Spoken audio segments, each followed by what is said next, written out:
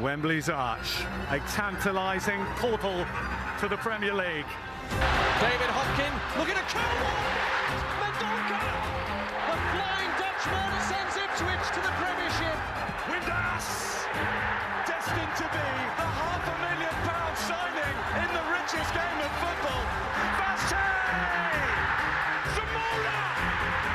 Unbelievable! The match that means the world to thousands. The match that will mean millions. Welcome to the greatest show on earth.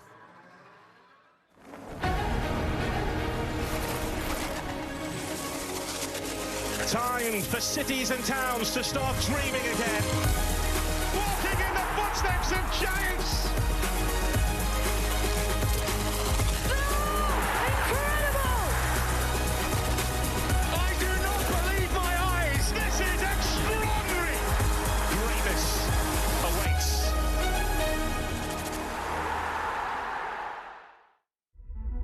The world is watching. Le plus grand spectacle du monde.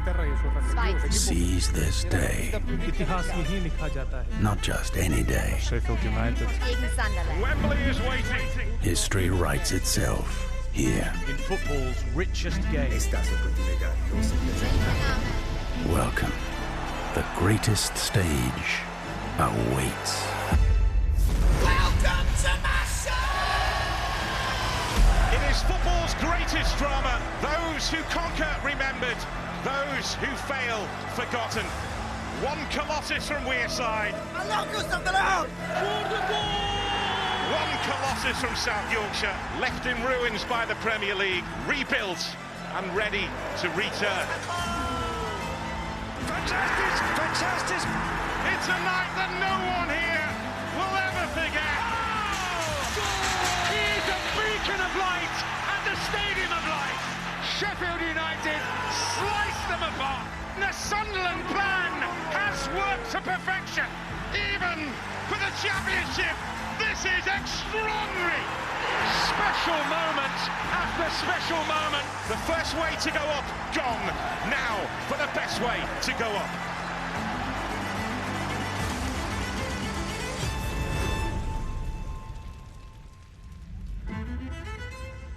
The world will be watching. In just under an hour's time, we will buckle up and prepare ourselves for all of the drama and emotion, the ecstasy and the agony that the playoffs always deliver. 288 days ago, these two great clubs started on their journey, full of hope and expectation of the season ahead, and it all looked so promising for both at different points as automatic promotion appeared to be in sight. It wasn't to be, however, and 48 games later, almost 90,000 fans will make their walk down Wembley Way, praying it's them that will be celebrating a return to the Premier League. So, a very warm welcome to the show as Sheffield United face Sunderland in the Championship playoff final. A rather unusual kick-off time of 3:01 p.m. today in support of the Every Minute Matters campaign, encouraging people to learn CPR. A truly wonderful day in store for us all here today at the home of football. Sheffield United taking on Sunderland. The streets of London filled with both sets of fans, and it's going to be one hell of a racket inside Wembley today. And I'm delighted to have alongside me here for the duration. We've got the playoff final winner from last season, Russell Martin. We've got Joby McAnuff and we've got Curtis Davies. Both have been alongside me for the whole of this season. Let's get out of the way, Russell. Twinning is winning at this side of the desk. We're absolutely fine with that. Pleasure to have all three of you here, chaps. Russell, let's get straight into it. You know what it's like to win here as a manager just 12 months ago.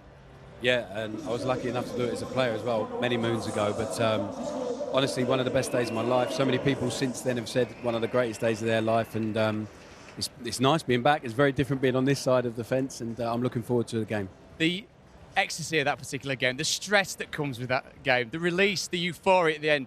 Can you put it into words? I was saying to the guys before the game, I felt fairly relaxed coming into it, but you don't realise all the other stuff you're carrying. It's like making sure your family's in here, your kids are in the stand, and everyone's sorted out, and then all the stuff and all the stuff you carried that you're not even aware of at the time, and then to do it in the way we did was just an amazing feeling, and not very easy to replicate. It was a phenomenal day looking on, and you quite rightly mentioned you've won here as a player as well as a captain. I mean, does either one taste any sweeter? I think that, listen, they were both amazing. I'm really proud of both. But to do it as a manager was just to feel that responsibility and the weight and how much it meant to everyone. And also as a player, you have your job to do on a day, and you do it to the best of your ability. Then you don't really think about anything else that goes into it. But as a manager, you understand the whole thing, all the staff, what they've done to get there on the day to make it happen as well. And it's just, it was a great feeling. Stunning scenes that I'm sure live very long in the memory. And as for you, Curtis, it's exactly the same. Your Hull City side really meant business coming here against Sheffield Wednesday. We did. We made it more difficult when it needed to be, and we waited for Modiami Weldy to win the game. But yeah, it's a fantastic way to go up. You'd rather go up in the top two, of course. But if you're not, and you get to the playoffs, you've got to go win it. But yeah, here's just a little moment from myself, just a little tackle I made just to keep the game right. But yeah, listen, it was a fantastic day. I think the celebrations are always extra special because you've had a 46-game season. It's all come down to this. It was you that told Mo to smash in the top corner as well, wasn't it, you said? Well, he's got that ability, of course, but just probably didn't do enough for us. But he did it in the main stage, and unfortunately he left us and went to Newcastle after that. A legend for the day, nonetheless. Joby, I'll come to you. I mean, there's a different end of this spectrum. I know where you're going with it. I've been there myself in League One, but we'll quickly gloss over that straight away. But your way of getting to Wembley as well, you had the euphoria. I mean, it's a wonder goal in the semi-final for you. Yeah, I think it pretty much sums up what the playoffs can be. You know, the highs are unlike anything you feel in your career, and the lows are as devastating as they can be. This was a nice moment, and again, to score the goal that, listen, put the gloss on it to make sure that we were definitely going to go there. Such a release. You talk about the emotion of these games and everything that builds into them, and then this was the other side of it. And I'll be honest, I don't even remember these. You know, you dream as a kid playing at Wembley, maybe getting an assist, maybe scoring. You know, to get two, but to lose means absolutely nothing. And even in this game, you know, roller coaster. We're 3-0 down. We just didn't get started, and we pull it back to 3-2. End result, we end up losing. And this was, without a shadow of a doubt, my hardest day on a football pitch. You know, and again, that is the ups and the downs of playoff football, and particularly finals. But as you quite rightly pointed out before we came on, a goal in the semi-finals and 2 assists in the final. So Joby McAnuff did his job. Anyway, let's take a look at the teams that are going to be picked, hopefully, to do their job here today at what will be an absolutely packed-out Wembley Stadium. For Sheffield United, Chris Wilder makes 2 changes from the second leg win against Bristol City. Ryan Brewster and Tyrese Campbell replaced Andre Brooks and Tom Cannon. EFL Championship Player of the Year Gustavo Harmer scored for Coventry in the Championship Player Final 2 years ago. As for Sunderland, Regis Lebris makes 2 changes from the team that edged past Coventry in their semi-finals. Romain Mundle and Chris Rigg replaced Patrick Roberts and Wilson Isidore. Rigg becomes the youngest player to play in a second-tier playoff final, aged 17 years and 340 days. Just a brief note, there is no Premier League experience in this Sunderland starting 11. Well, it's been a stellar season, as I said, for Championship Player of the Year Gus Harmer going into his second Championship Player final. It was heartbreak with Coventry. Will it be success with Sheffield United? Jonathan Oakes caught up with him in the week.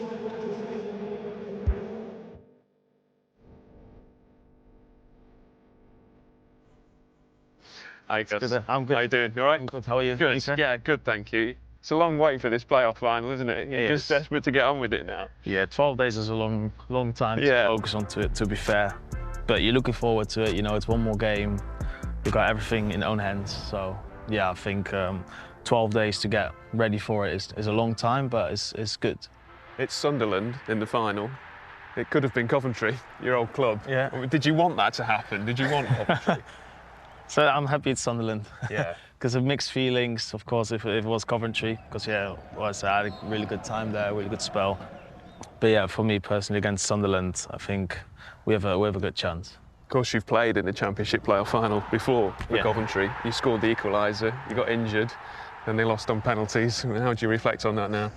Still a little bit of a scar, of course. You got injured in the playoff final when you scored the equaliser, got on top of Luton at the time. We were struggling in the first half, but yeah, it's an amazing experience. But then this time you want to have the experience with the cup in the hand, so you want to be on the other side this time to make it a bit better for yourself. And how many Player of the Match awards have you won this season? I don't know, how many did you give me? We lost count. It's usually you, isn't it? I don't know, 4 from Sky, I think. At least that. At least. Where do you keep them all? I got a big shelf at my house. Still spots for more. So one more I want. There's one more I want. You're so often the player that makes the difference in a match. Are you relishing the opportunity to be able to do that on the biggest stage at Wembley? You want to, yeah, but I'll be as happy if Ryan Brewster scores the goal and Tyrese Gamble gives the assist. I'll be jumping on their necks instead of jumping on my neck. So, I'll be very happy if I can be the one who can lead us up to the Premier League. But football's a team game, so if anybody is it, then I'm as much happy as I will be for myself. Thank you, Gus. All the best with it. Cheers. Thank you. So Gus Harmer wants to leave here with fonder memories than the last time he was here. As for Sheffield United as well, their record at Wembley is really quite a dismal one, dating back such a long time, Joby. We've got to go back 100 years to when they last won here at the home of football. Here's a very straightforward question. Is that weighing heavily on the shoulders? Not for the players. No. I think it's an issue maybe for fans. You know, they come to a stadium that they haven't had any success at, and if things don't go well to start with, maybe that old sort of, oh, it's Wembley, we haven't done well in the past. But I think for the players and for Chris, and he's been very open, it's a pretty fresh squad. You know, he had to rebuild in the summer, he's then reinforced in January. I think they can actually turn that on the head a little bit and not be weighed down by that, and actually go and say we can be the group to change what is a horrendous record here. We're going to take a look at what Wembley was like 100 years ago. Let's do it. 91,000 people inside the stadium. And it was Fred Tunstall who scored the winning goal. As I said, 91,000 spectators. Apparently 3,000 of those were there to support the referee. How times have changed, gentlemen. That's a very different period of time, isn't it? Bowler hats aplenty around all of the people jammed inside the stadium. Just really shows you what football was like in yesteryear, Russell. Looks good to me. I think we should bring it back. We should get some people here supporting the ref and backing him. And obviously that experience that Sheffield United have in a second-tier Championship playoff final, given their experience here against Burnley, Curtis. And again, different squad, completely different playing staff.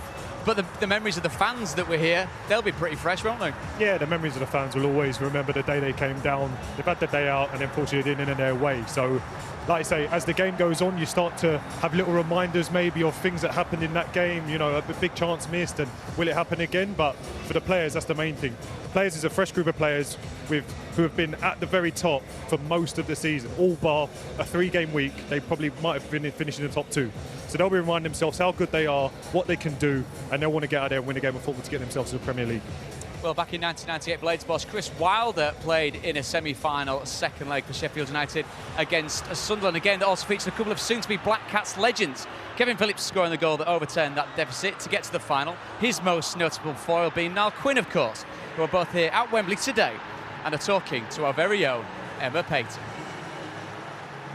Yeah, it was a memorable campaign, wasn't it? That ended with maybe one of the greatest playoff finals we have ever seen. Kevin Phillips, Niall Quinn, wonderful to see you on what is a huge occasion for Sunderland this afternoon. Kev, first of all, talk us through that semi-final second leg and your memories of that. It was an awful long time ago, wasn't it? But, you know, people ask me to this day, you know, what's the best atmosphere that you'd experienced at the stadium? And I have to say, when the final whistle went after that game, it was like the old saying in football, the roof came off, and it felt like it literally did. And then I experienced the second leg at the stadium like last week when Dan Ballard scored. It succeeded that. It was incredible. So, but yeah, it was you know, it was nice to experience that, and to be able to score the winning goal to take your team to the final, you know, was right up there as one of my highs in my career for sure. And the final was up there in terms of an occasion and in match as well, Niall. Ended 4-4 with Charlton, but then you lost on penalties. Heartbreak for you in the end. But what a game of football. Yeah, and lots of people still bring it up all the time, and it gets shown, reruns so many times as well, and kind of get fed up of it, you know. But I think that the biggest memory of it is that we all stayed together after the game, and we said, okay, nobody's going to move, let's make up for it next year. And we absolutely stormed the league the following year, and we had 2 great years in the Premier League after that. So it kind of that's the way I like to come out of the memory. Yes. But on the day, it was cruel, it was unbelievable. To see grown men, grandparents, parents, children crying their eyes out as you're walking around at the end, it's a thing that you'll never forget, you know. And it was looking so good for so much of the time, you know, and then it all just fell away from us. A fella from Sunderland called Clive McDonagh scored a hat-trick. What a day for him, yeah. I think his mum and dad had their windows smashed that night, but it was his day that day. Yeah. It's a place for heroics or heartbreak, isn't it? You'll be hoping for heroics today. How do you see this going then? Sunderland 8 years away from the Premier League, half of that time been spent down in League One. How do you think this team will deal with the occasion today? I think they'll deal with the occasion fine. I think I look at the end of their season. Of course, they came into the playoffs having lost 5 games in a row, and that's not ideal. So they had to show character, they had to show bottle against a very good Coventry team that was banging form, and they came through the test. Did they deserve to come through it? Probably not, but you know, they're there. So I expect a tight game today. Well, they are the underdogs, Sunderland, of course, aren't they? It's been the year of the underdog so far at Wembley. Newcastle winning the Carabao Cup. Palace just a week ago with the FA Cup. Peterborough even with the Virtue Trophy. So these two and Sunderland fans, Prutz, hoping that continues here this afternoon. We shall see in due course, Emma, whether that's the case. And by the way, Kevin Phillips and Niall Quinn looking just as good as they did when they were playing just under 45 minutes to kick off here at Wembley today. Both sets of fans making a weekend of it, and both in great voice and great number as ever. There's plenty more coming your way between now and kick-off as the countdown to kick-off continues after the break.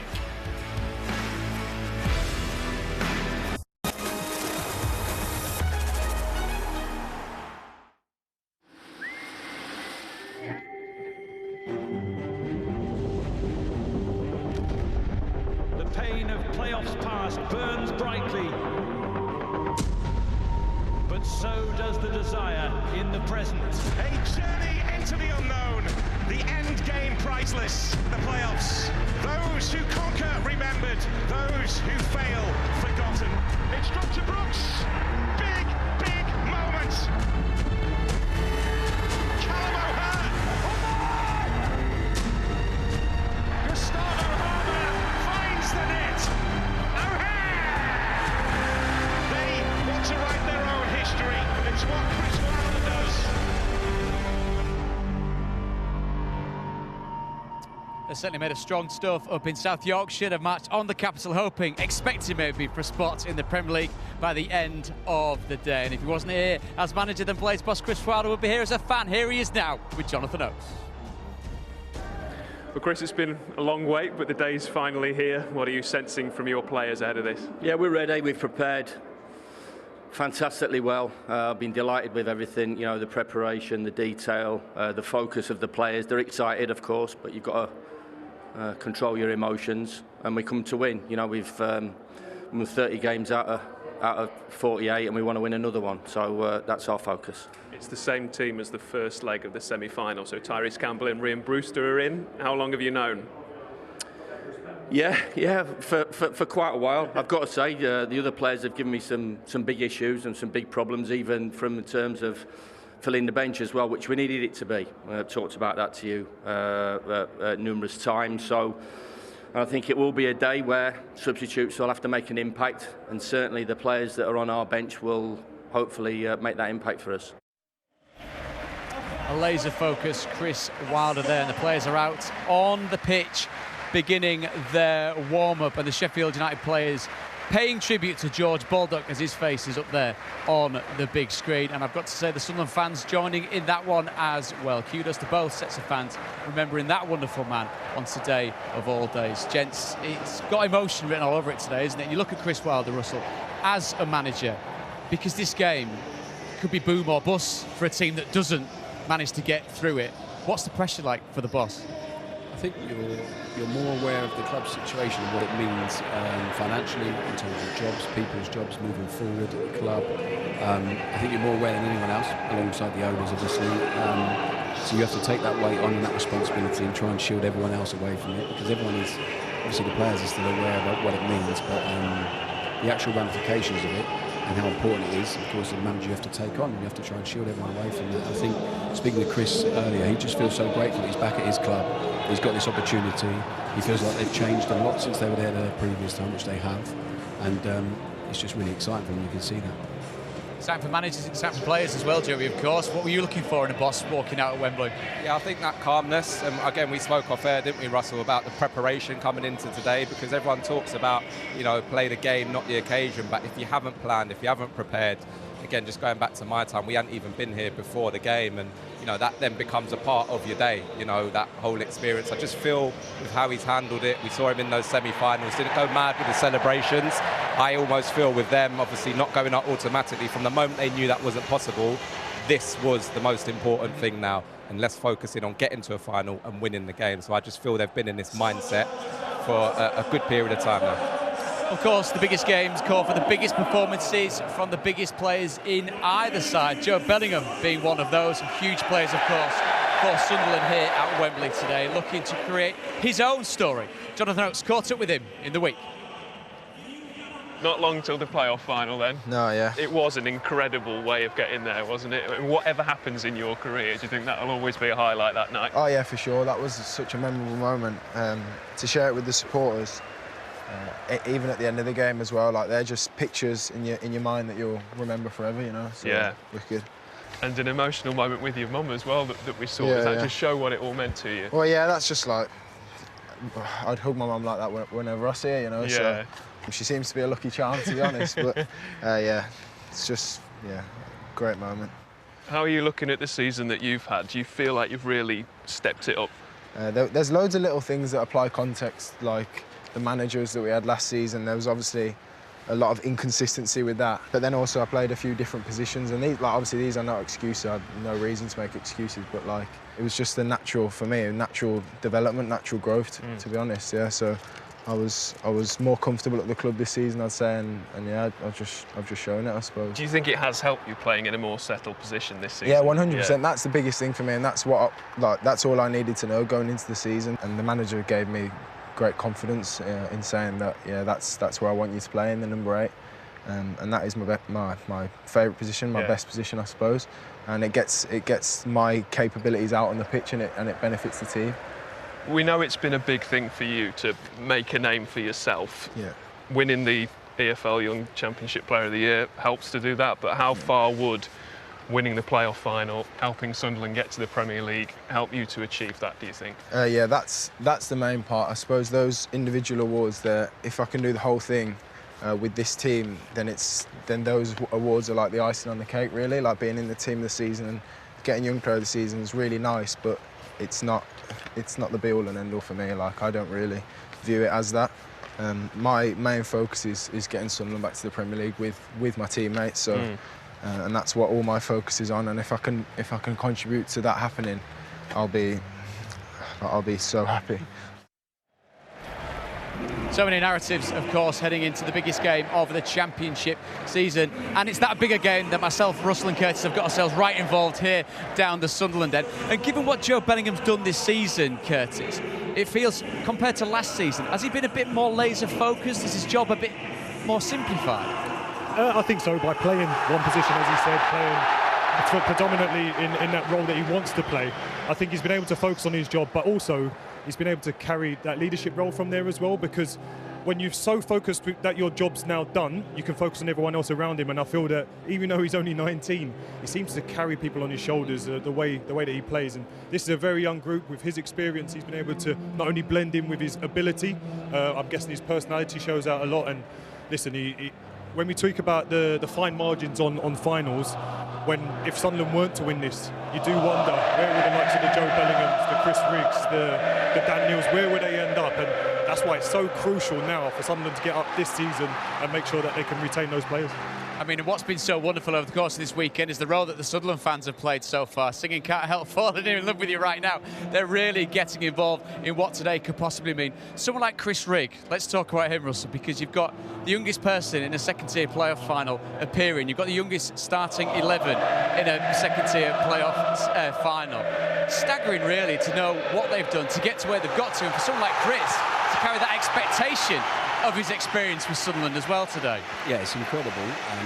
He actually scored against us last year. I think it was his first goal. He was very young at that point. I think, even talking about Job and Chris, the year they've had, the trust they've had placed in them as young players, you can't help but develop with the crowd behind them who want to see a young team full of energy. As a young player, I don't think you can ask for any more than that environment, especially when a lot of other young players and a manager that obviously trusts them. So I think for them how much it means, and like Curtis says, they want to continue their journey together, I would have thought, because they've been so good. So they have to win today, and how they Listen, I've spoken to a lot of people about this game, and they feel the Sheffield United experience in their team is going to be so important. But actually, maybe a bit of fearlessness in this young Sunderland team as well, and the occasion maybe doesn't get to them. We'll see. That's key, isn't it? I mean, the fact that there is no Premier League experience in that Sunderland starting as 11, as Russell says, that could create a great sense of fearlessness. Tell you who is fearless, Dan Ballard, the immovable object for Sunderland over 2 legs of the semi-final. Will we see the same again today? Yeah, well, he's going to need to be at that kind of best again, because I don't think Sunderland are going to approach the game any different. It was interesting to see, we spoke about it, in extra time they came to life and started to play a lot of football, but I don't think they'll start the game like this against Sheffield United. I think Dan Ballard, it's so nice to hear about a defender being a defender.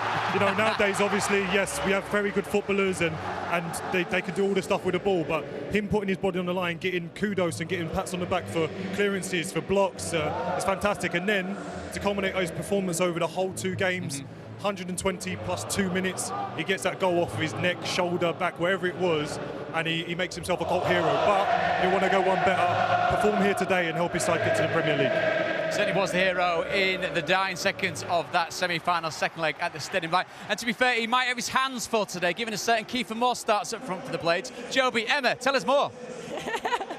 He might, mightn't he? Yeah, Sheffield United have got that big man up front who goes by the name of Kiefer Moore. Interesting to hear the guys there talk about Dan Ballard. How do you see this matchup between Ballard and Moore? It feels like it's going to be a real physical battle. Yeah, listen, for me, it's one that I'm really looking forward to. A bit of a throwback, you know, big dominating centre-half, a very imposing centre-forward that we don't really see the likes of too much these days. And you look at how successful he was from an aerial duels point of view over those playoff games. It's going to be such an important match-up over this 90 minutes or maybe a little bit longer. And I think what they're now starting to see is the best of him. It's been a little bit of a stop-start season for him, but of course heavily involved in terms of getting that penalty in the first leg and obviously then getting his goal as well. So he certainly comes into this in real good form, and it's about getting people around him, having runners. You know, we know that he's going to be that target, and you can maybe miss a little bit of the press that we know Sunderland are going to come and probably do today, the way they're going to set up.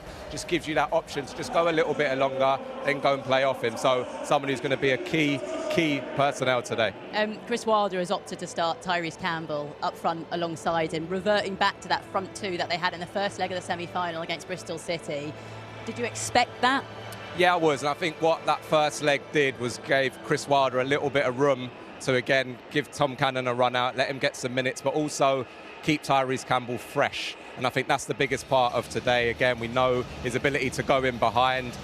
Little bit of a drought at the moment, no goals in his last 8, so he'll be thinking, like all strikers do, he's due one. But again, has had a good season overall, and it was really interesting in that first game. It was almost roles reversed. He's the one that went up for that header initially, and it was Kiefer Moore who then ran off the back of him to get the penalty. So clearly a good relationship already, and I think a dynamic, particularly for that back 4 of Sunderland, that they're going to have to be very, very cautious of. I've got to ask you as well about Harrison Burrows, who was so vital to the 2 semi-finals, a goal and 3 assists. To be fair, he's been crucial for Sheffield United all season. Can he make a real impact here at Wembley today? Yeah, and I think, you know, we've already spoken about Gus Harmer and the role that Harrison Burrows plays in terms of his energy, giving them that width on that side. It allows Harmer to pop into those little pockets. But it's really interesting you say about those 3 assists, which, you know, for how good I feel he has been, I think he's been one of the signings of the season in the Championship. He actually matched his season's assists over those semi-finals. So, again, his energy, the fact he'll get up and be that outlet on that left-hand side, and then his quality as well. If there's a set piece,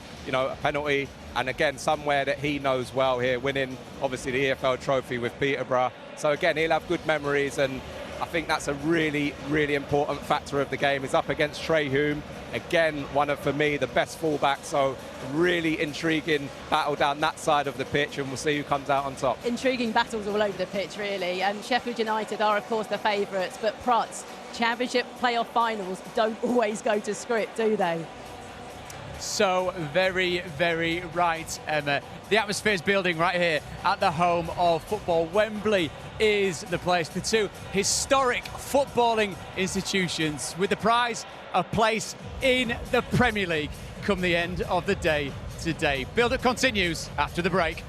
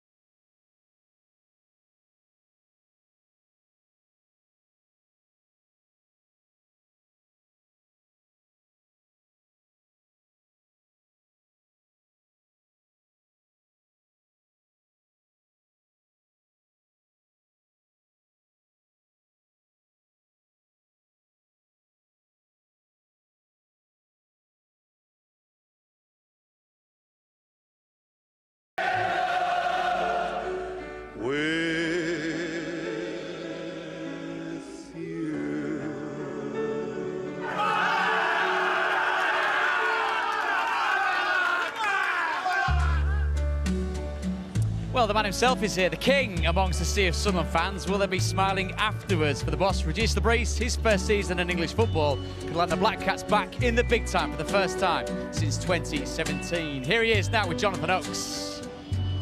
You've made a couple of changes with Chris Rigg and Romain Mundle coming in. What was your thought process behind your team selection? I think now we have a full squad, so probably first time this season. So we have multiple options, and this one could start well, and after that we'll have other options on the bench. So we'll see. What will be your final message for your players before the game? We spoke together the last 10 days, so I think they are ready, and I hope we'll have the best version of Sunderland, because we deserve to play our best football here today, and after that we'll have an opponent, we'll have a scenario, many things to manage, so we'll see. Thank you, Regis. Thank you. All the best. Curtis, Regis Lebris has had them in the top 4 all season. Could be the 4th manager to take them to the Premier League in his first season in English football. Some job. Yeah, the job's been fantastic. I think when he came into the job, a lot of us raised our eyebrows, didn't know a lot about him, but then you research his history. He's known for bringing young players through to the first team. The model elsewhere he's gone, they're usually sold on. But what he's done with Sunderland is he's brought these young players into the team, he's improved them, he's made them fantastic players at the top level of the league. And he can actually get them to the Premier League, which is even better. So they've got 2 for 1 with him. He has been fantastic. He's very quiet, very, very reserved character, but he's getting the best out of those players. And we're just about to get wet. I'm an old school centre half. I'll take it. But yeah, this is live TV. There's nothing much we can do. I'll smite myself for Russell. Get dry in just a second. He did his Emma best. Paton's with Ollie Arblaster and Billy Sharp. Mate, you've done unbelievable there. Bless you. Yeah, I got a couple of boyhood blades alongside me in Sheffield United midfielder Ollie Arblaster and club legend Billy Sharp. How are the nerves, guys? I'll be honest, I'm really nervous. A lot more nervous watching as when I was as a player. You've got no control. I'm just hoping, fingers crossed, the lads can put in one more performance and get the job done. For the likes of this man, you know, I know how he feels. He wanted to be out there today. It's been amazing when he has played this first half of the season. So for him and the lads and all the staff and the fans, I really hope we can just get over the line. One more game to get to the Premier League. Can't get any bigger than this. No, it really doesn't. I know you'd love to be out there today, but you've been with the boys every step of the way, even in the away end at Ashton Gate in the first leg of the semi-finals against Bristol City. What's the mood like? What's the feeling like when you all arrived here at Wembley? The boys are really positive. We've done a lot of good training. They've been on it every day since the Bristol game, and yeah, they're fully prepared for what's to come today. And I think with the emotion and stuff, I think they've got to try and keep that to a minimal. But I'm confident, and I'm sure the lads are really confident that they can go and get the job done. You're here as a fan today, clearly. What's that like? A little bit different. Yeah, I've been here before as a fan. It's not gone quite as well, so hopefully today, my kids are here as well, my wife and family and friends, so hopefully it's not a heartache. Hopefully I'm celebrating as a fan. You know, it'll be such a fantastic day if we can get the job done. Well, you've had 3 promotions with Sheffield United, never via the playoffs though. They say this is the best way to do it. Well, hopefully I'm asking him afterwards and how he feels, but yeah, what an incredible day, this stadium and this occasion. The wait's been quite long, probably imagine it's been longer for them. But I believe in them, they're prepared, and I'm quietly confident, because obviously Sunderland, they are a great team and such a youthful side, and they're going to cause us problems, but hopefully we can cause them more problems than they can cause us. Right, I will let you both go and enjoy it, or try to enjoy it anyway, and I'll see you on the other side. Thank you very much. Prats, back to you. A beautiful future and the glorious past of Sheffield United. Nowhere but Wembley matters today for fans of both of these wonderful football clubs.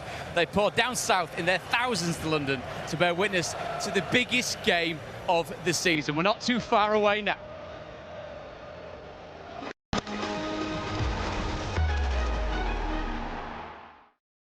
I just want to say good luck to Sunderland.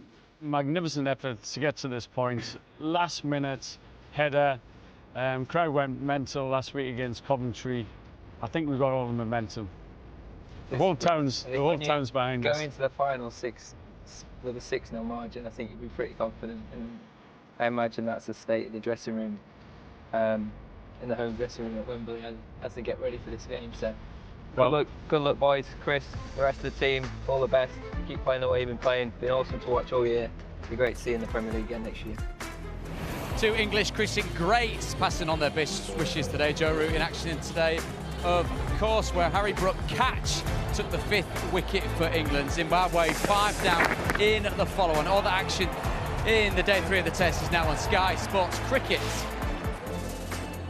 So £220 million on the line here for the winner in what is the biggest game in domestic football. Wembley will be absolutely packed. Upwards of 90,000 fans here inside the stadium today. And guess what? Kick-off comes next.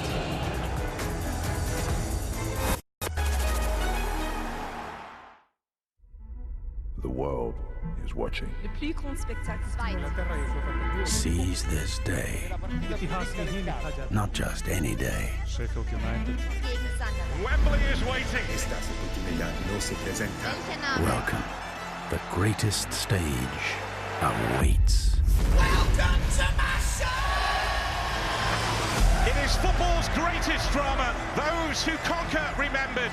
Those who fail forgotten. One Colossus from Wearside.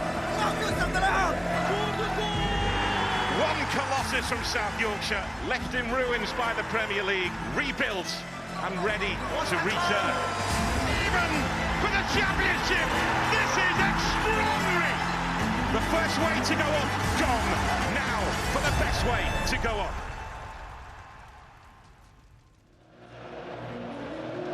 The magnitude of the game is absolutely unmistakable. Just moments away from kick-off in the Championship playoff final. Joby McAnuff and Curtis Davies have walked out at Wembley at this level.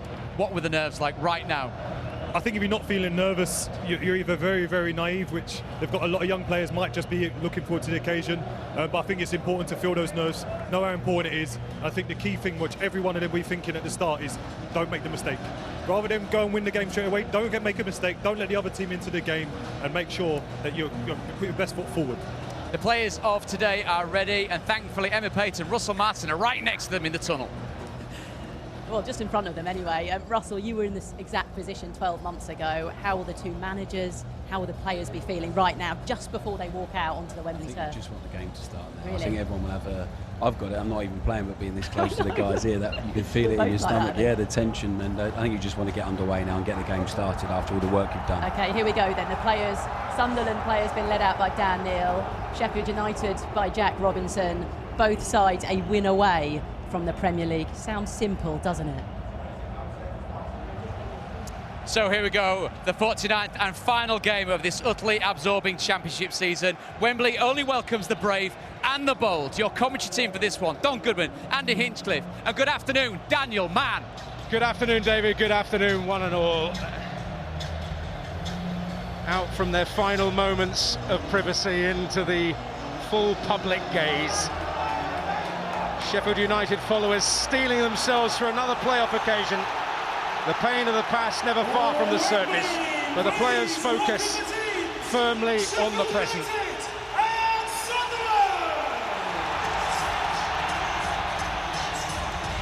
Out into the daylight they come. Sunderland, like Sheffield United, endured a run of 7 successive defeats at the National Stadium. But now it's a source of great memories as they seek a 3rd triumph in a row. And they are definitely ready to go.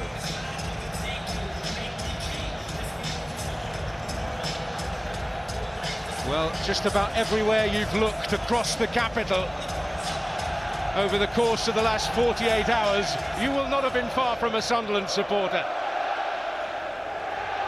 Will they win the battle on the terraces or in the stands, in the pubs and clubs across the land? The battle on the pitch, of course, nothing they can control. The familiar face of Rick Parry leading the presentation party, the chair of the EFL, followed by Dan Colton, the MD of Sky Bet.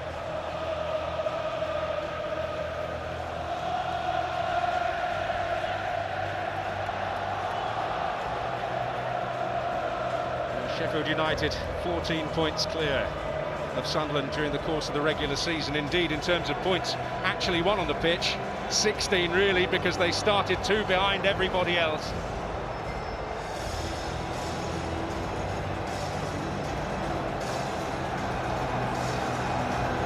And Regis Lebris in different attire for the big occasion. Dan Neil, with the privilege of being a local boy leading Sunderland out at Wembley, he's only got as far as the bench before at this great arena, but today he'll be right in the thick of it.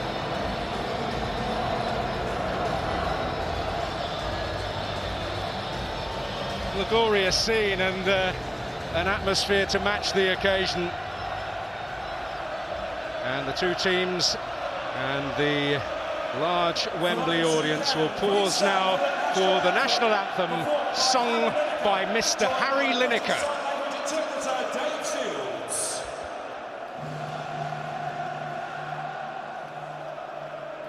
God save our gracious King, long live our noble King, God save the King. Send him victorious, happy and glorious, long to reign over us. God save our King.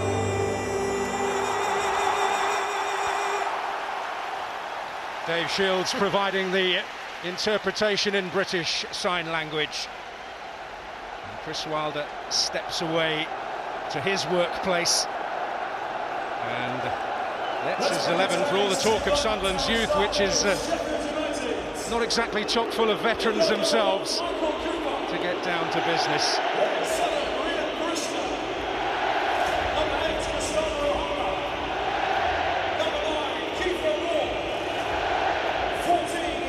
Well, Michael Cooper is the Sheffield United Player of the Year. He starts in goal. Hamza Chowdhury, an FA Cup winner with Leicester, the centre-back pairing, the only two who remain from the Blades' last visit here in the 2023 FA Cup semi-final. Harrison Burrows was twice a Wembley goal scorer with Peterborough last season. Ryan Brewster gets the nod on the right. He's been here with Liverpool before. It's the second playoff final for the Championship's Player of the Year, Gus Harmer, seeking a different outcome though. Tyrese Campbell joins keeper Moore in the attack. Jez Raksaki and Alfie Gilchrist miss out on a place in the squad, with Ben Britton Diaz returning. Heartbreak for Callum O'Hare, so often a starter, but goals in both legs of the semi-final as a substitute. It is the same 11 that began the playoff journey at Bristol on May the 8th. Local boy Anthony Patterson started here in their last playoff win over Wickham, as did Dennis Sirkin and Luke O'Nien in that back four. Dan Ballard, the dramatic semi-final hero. Few surprises ahead of the back four, though certainly not here. Dan Neil, the captain, and Joe Bellingham play here for the first time. Joe Bellingham's only experienced it before in video games. Chris Rigg becomes their youngest second-tier finalist ever. Enzo Lefebvre and Romain Mundle start together for the first time. Mundle hamstrung sadly for much of the season. The setup inspired by the way they finished against Coventry, with Eliza Mayenda up top, a semi-final scorer in that first leg at Coventry. As was Wilson Isidore, who drops to the bench along with Patrick Roberts. With an average age of 23 years and 101 days, it's the youngest ever lineup to start a second-tier playoff final. And to the Wembley big screen for a very important message from a former Sheffield United player, Vinnie Jones.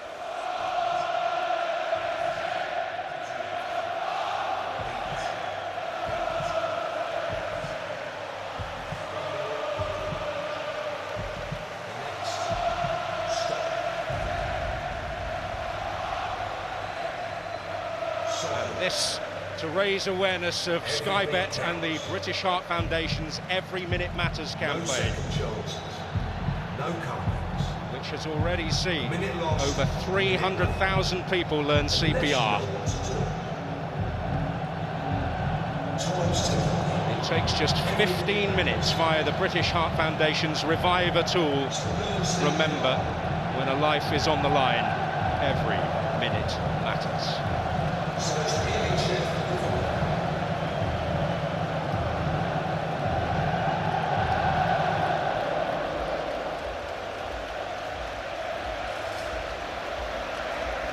And he has a comfortable seat, and I will call that striking attire.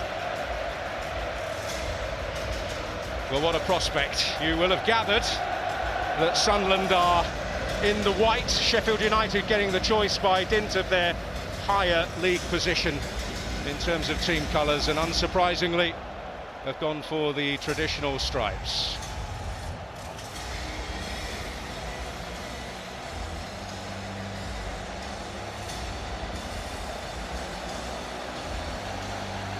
Well, it's been a challenging season, but a remarkable season.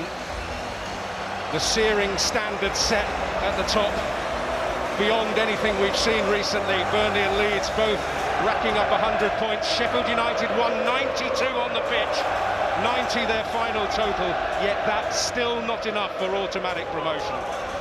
Sunderland very much challengers in that regard in the first half of the season, as Dan Neil issues that final rallying cry.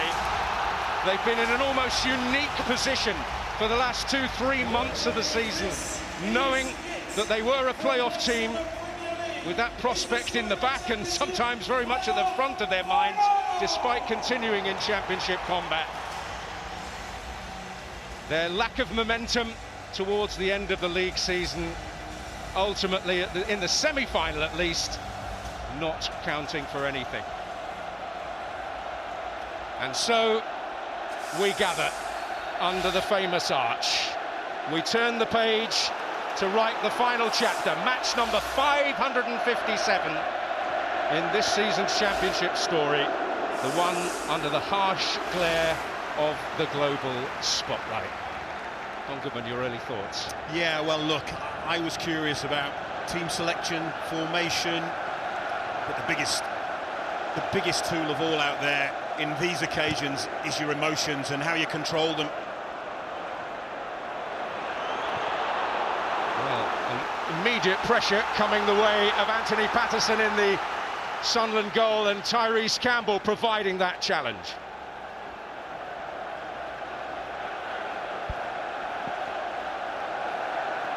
There's Ahmed Hodzic, and Hamza Chowdhury signed to add physicality to their midfield, but has emerged at the end of the season as the best of their right-back options, which has been a problem position for them throughout the campaign. Gifted by Hume to Harmer, a searching ball for more to fight for. Remarkable save by Patterson. I have to say, it's been a very, very nervy start by Sunderland. They've already given the ball away at least 3 times in the opening minute, and they nearly paid the price. We spoke about Coventry wanting to get crosses in. Well, Gus Harmer, very early ball in. Kiefer Moore, it's a brilliant effort, but it's an even better save by Anthony Patterson. Yeah, the ball is virtually behind the goalkeeper. How he claws that out is extraordinary, but Gus Harmer, the time and space he's given to deliver the cross is criminal. The goalkeeper has really saved his team there. Kiefer Moore, I bet he can't believe he hasn't scored. Wembley, a stage synonymous with Sunderland goalkeeping heroics, and that moment from Anthony Patterson right up there. Yeah, it's an incredible save.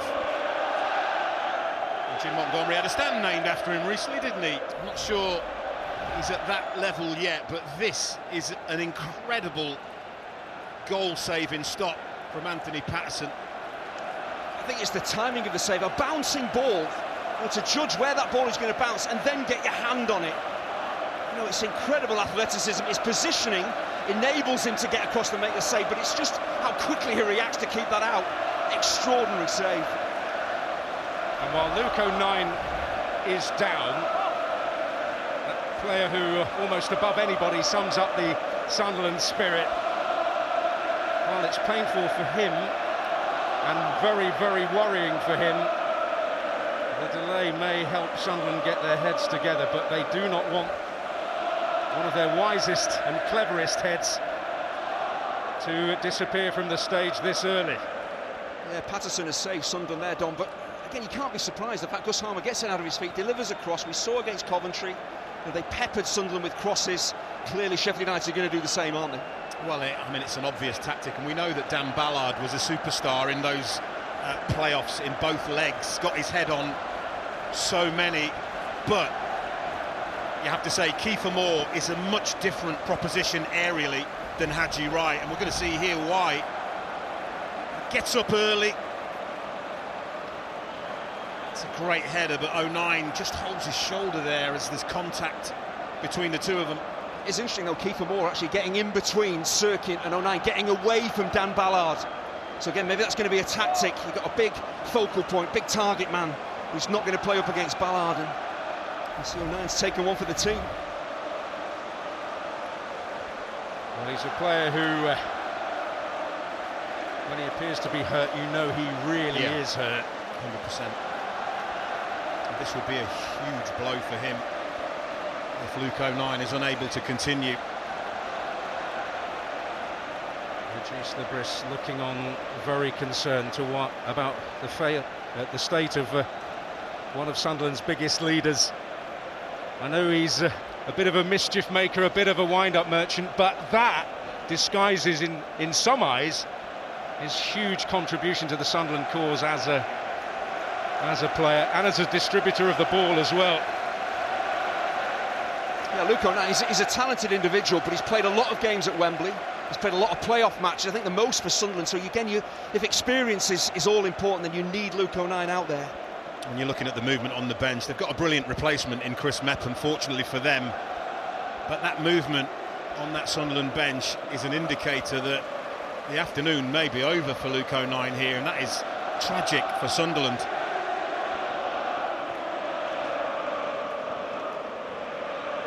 Well, he is extending his own club record today by being out there, Luke 09, appearing at Wembley Stadium in Sunderland colours for the 5th time,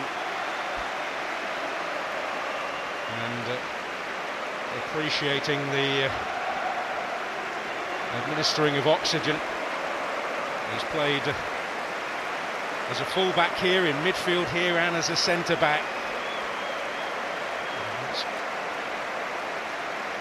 Seemingly very, very difficult for him to continue.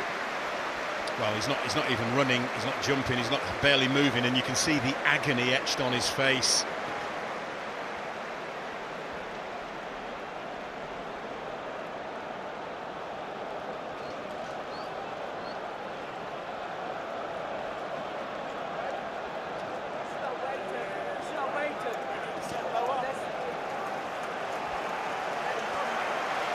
So Chris Mepham immediately adds the experience of 61 Premier League appearances to a team that has none between them otherwise. Yeah, he's a more than capable replacement. Again, you want your characters, your leaders, your very good players out there. So for Sunderland to lose Luke 09, that is a major blow.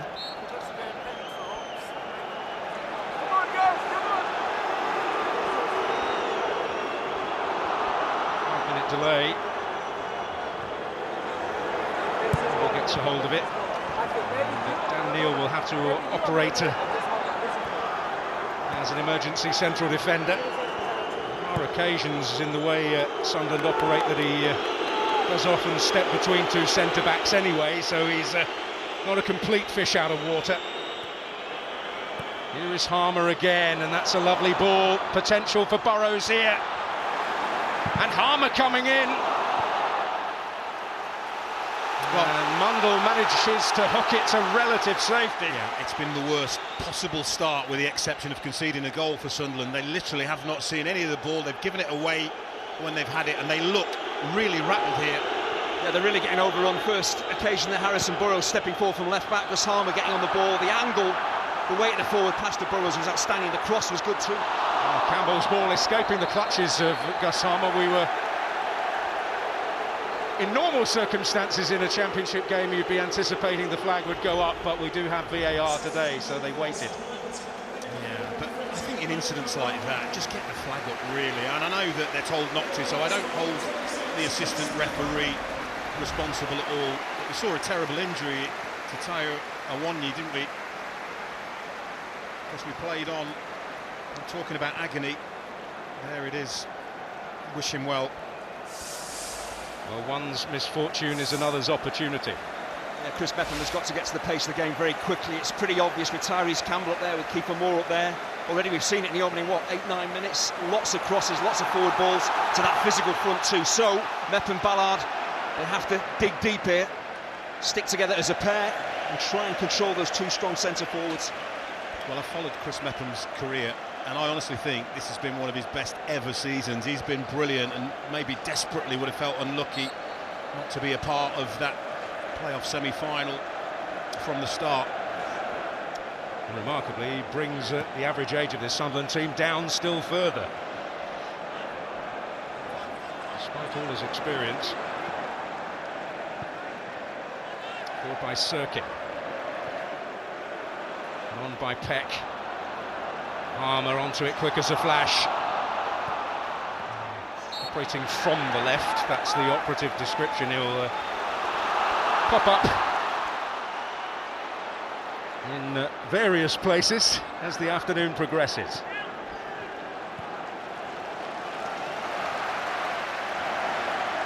And getting a good feel of the ball. And that's what Sunderland really need, just some possession, get a foothold in the game. In the first 10 minutes they've been forced back, and second best. Dan Neil on the ground. We're coming together with Vinny Souza. There's Hume. Now Harmer. Just by his standards, a very heavy touch indeed. Rigg battling strongly. And the Sunderland fans rising and acknowledging that display of fierce commitment from their players. They're going to need more of that to get through with the prize that they crave. I have to say it's been a really strong start by Sheffield United. And again, Moore is the target, a new foe. Ballard having a couple of thoughts there before taking decisive action. Yeah, the header from Kiefer Moore is a good one, but his movement, I think this is underrated about Kiefer Moore. He's very mobile. He's chopping and changing his position. He's dropping deep, he's running beyond, he's running away from centre halves. So he's getting himself in a position to get his head on the ball. He's also making it so difficult for defenders because he's not standing still and waiting for the ball, he's on the move. I think he's won 3 out of 3 or even 4 out of 4 headers in these opening exchanges. Lafay and Chris Rigg having fleeting opportunities to show their talents there. Look at Vinny Souza there, he's done that all season long. He's just that defensive insurance in midfield, snaps into the challenge. There's a chance for Sunderland to break and Vinny Souza just stops it at source.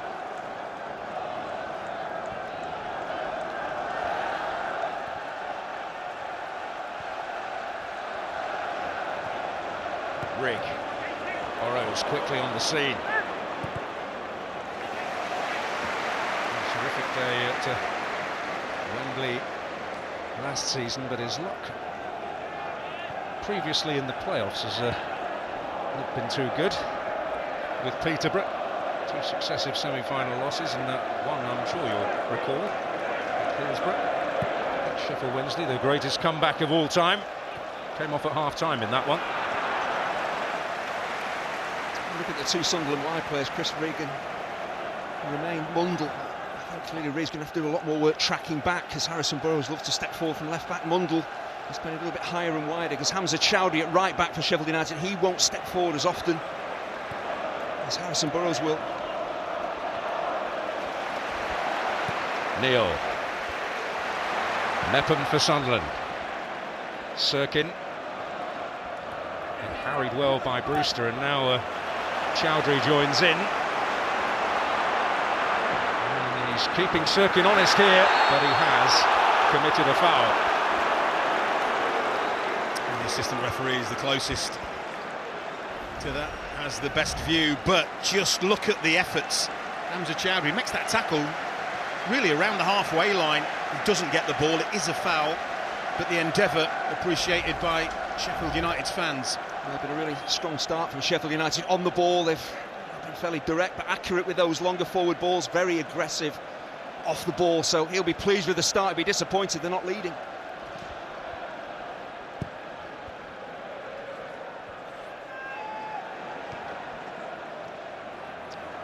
Neatly taken in by Joe Bellingham. And you do wonder for more than one or two in this Sunderland lineup whether today represents a real fork in the road. Maybe Mr. Bellingham already knows what's next for him. The cries of acclaim for Super Cooper, as the Sheffield United supporters no doubt know him. Painful previous official visit to Wembley with Plymouth when he sat in the stands injured and watched his team lose 4-0 to Bolton in the EFL Trophy final. Brewster's head. Peck. Mepham with an uncertain moment. And it's Peck. Now Brewster. Oh, floundering there. There's Joe Bellingham. Well, they're winning the opening exchanges, that's for sure. With the ball, without the ball, duelling. They're winning everything at the moment, Sheffield United, and that's a worry for Sunderland. You see that forward ball from Michael Cooper. Again, keep him always positioned. He's actually attached himself to the left back Dennis Cirkin. He's getting away from centre halves. He's moving into positions where he can, win that first forward ball, that first header.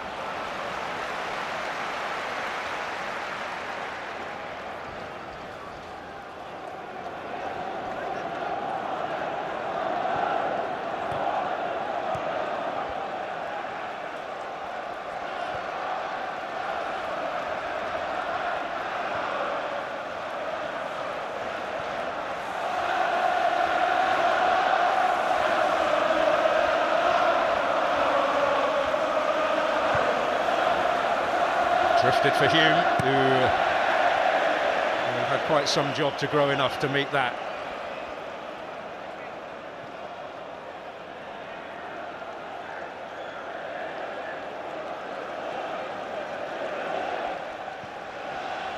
Here's Robinson. Burrows. Well, there's the positive start illustrated. Which areas of the pitch this game has been played, mostly at the Sunderland end. Cirkin not assured, Campbell keeping hold. Some good work. Mepham meeting it with a strong challenge, a certain challenge, bringing a bit of authority to proceedings at the back in that instance for Sunderland. Eyes of my ender there, and he's coming short into feet. He needs to be spinning into those channels and turning those Sheffield United defenders. I think they're making poor choices in the opening exchanges of this game, Sunderland. First chance for Mundle. And some reward from his first involvement. Yeah, it's going to be a key battle, that Mundle up against Hamza Chowdhury. He's not a recognised right-back. I think Mundle is a hard player to play against when you are a recognised right-back. So for a midfielder to be in there, it's very important for someone to get the ball out, play with real width, get Mundle running at Chowdhury and see just how good his defending is. And set pieces, no doubt, a real potentially profitable avenue for Sunderland, as you may have noticed in the semi-final. Well, they scored the joint fewest in the regular season, but they got the all-important one the other evening. As long as it comes good when it matters. Ballard making his move in there, but Cooper making a confident claim and looking to set the quick counter in motion, being led by Vinny Souza. Brewster. Good defensive work actually there from Joe Bellingham, who sprinted back and he forced Souza to go backwards rather than play a dangerous forward ball towards Harmer on the left. I think Sunderland were fortunate that it was Bellingham, the athlete, chasing Vinny Souza.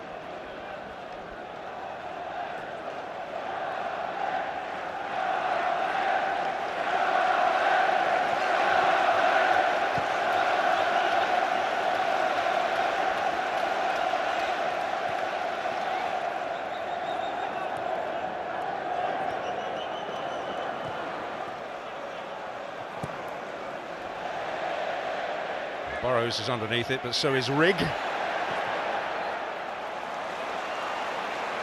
Unhappy, but all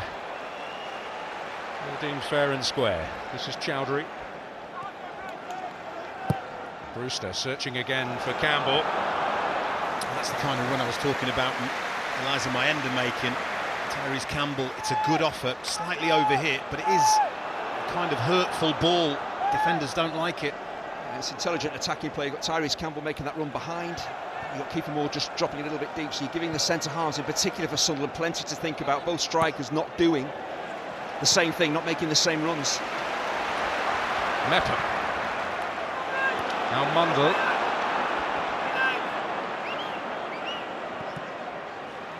The gaps are being plugged at the moment. It's Mepham. I don't know whether it's nerves that are affecting this young Sunderland side. Certainly, this would not have been the opening 19 minutes that he would have dreamt about last night when he closed his eyes. Yeah, I think maybe that early opportunity for Kiefer Moore, Luke O'Nien going off as well, it can shake a team. So again, they've just got to clear their heads, and unfortunately, it's still 0-0. So they've got to work their way back into the game and build a bit of confidence and belief.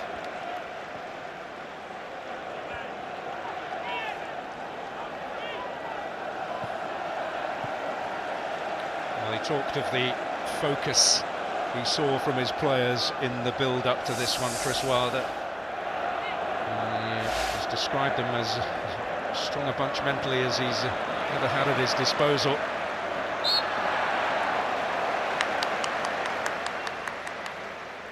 And it's been rather underestimated because it has been almost a total rebuild as the season has been progressing, with uncertainty about who is actually in charge at the club as well, the ownership changing, and when would it happen?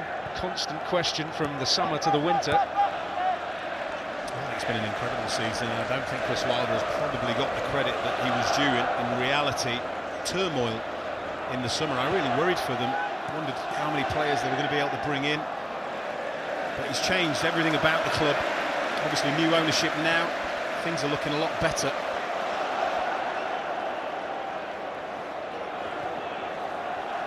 Trey Hume looking to get him behind. It's the first time we've seen him that high up the pitch. He's taken what, nearly halfway through the first half, but this is a big feature of his game. Breaking forward out wider in central areas, and step forward from right back. The defence has a lot of problems with those intelligent runs that he makes, but they've been pinned in. Sunderland, so first opportunity that he's had really to step forward.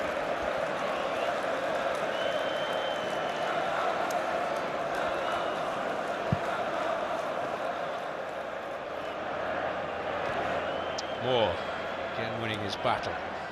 Neil. Souza. Brewster getting his flick on it.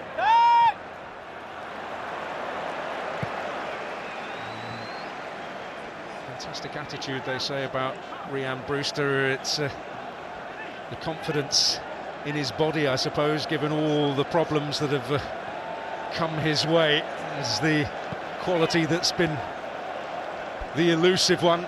But he has had big moments this season, notably a derby winner. Anthony Patterson has to deal with it with urgency, but offside against Campbell anyway.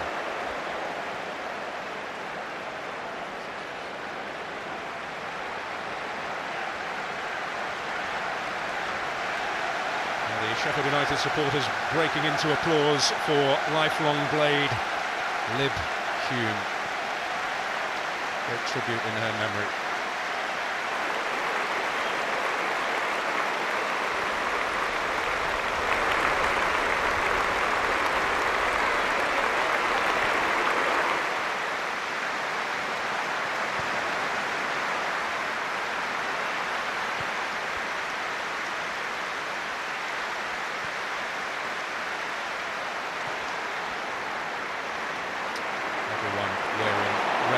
joining in that. Mayenda's first chance to show. And first major moment of promise for Sunderland. Well, this for me has to be part of the master plan, because he can run in behind, but he can also receive it when he's marked, spin his marker, and he's got that close control, dribbling at pace that defenders hate. And they need to see more of that from him. I do think Mayenda has pretty much everything you need from a centre forward. He is physical, he's hard working off the ball as well, because we saw there, he runs so quickly with the ball at his feet. There are some Ligue 1 clubs in France who are keen to take him. He chose Sunderland, he had a feeling. And there's so much more to come from a player who's only just out of his teens. It's Hume who'll take this corner. A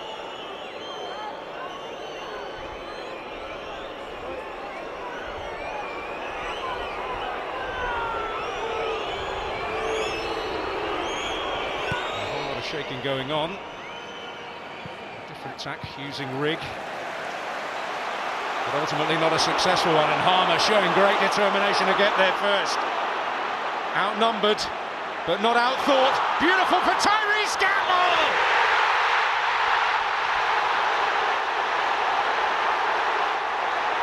The classic counter-punch floors Sunderland.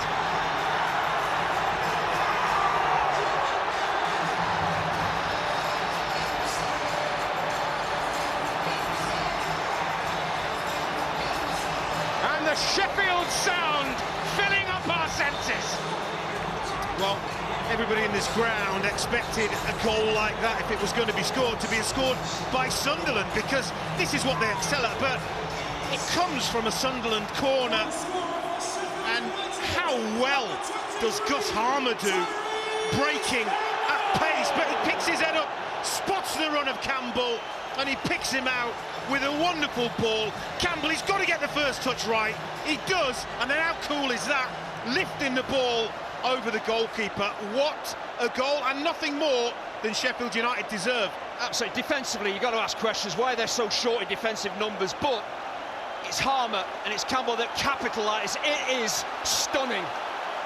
Just the way that Harmer gets his head up. He's got three Sunderland players around him. None of them are really closing him down. They're standing and watching him.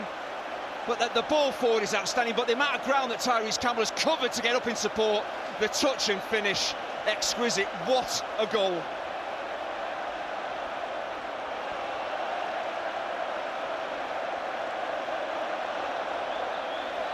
Well, Chris Wilder said about his signing that if we'd gone by the data, we wouldn't have gone near him. He was playing catch-up in terms of fitness when he arrived. He's had a traumatic year, but he could be following in the footsteps of his dearly loved and sorely missed father, who was a double Wembley winner here with Arsenal 32 years ago. Well, you have to give Chris Wilder enormous credit, the way he's managed Tyrese Campbell whole season, not just the latter stages, the whole season. He's been able to keep him mostly fit, and he's been effective.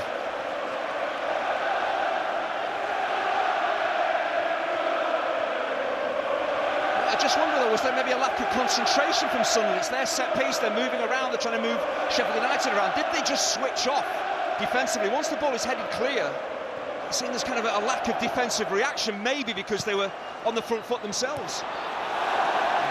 Potential there. Well, it's probably not a strength of Eliza Mayenda, his heading, but he gets in a brilliant area between the defenders, and he'll be disappointed. He really should be doing better. Yeah, he just heads it too strongly. You've got centre-halves defenders watching the ball. He does the right thing, gets in between them. There's pace on the ball. It's a glancing header you need in that situation.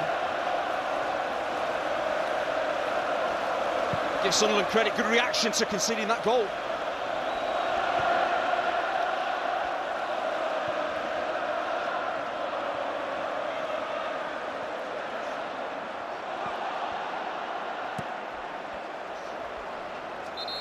Well, I suppose it's a statistic that we have to bring out at this point, if only to give a bit of hope to those who've travelled from Sunderland 6 times in a second-tier playoff final as the team that scored first lost. Sunderland have come from behind to win at Wembley before, but on their first visit back in the FA Cup final of 1937. Well, this game, probably more than any other, the first goal is usually very, very key. It's been a lot of years since the team that conceded first has gone on to win. Well, Sunderland suffering in terms of the scoreline and also suffering the loss of one of their stalwart figures, Luke O'Nien. Let's get an update about his state of health from Jonathan Oakes. Yeah, I'm afraid it's a dislocated shoulder for Luke O'Nien, sustained as he attempted to stop Kiefer Moore getting to that early header. Luke's wife is with him in the treatment room, where medical staff have now managed to put the shoulder back in. Well, sad to say our suspicions confirmed. Thank you, Jonathan.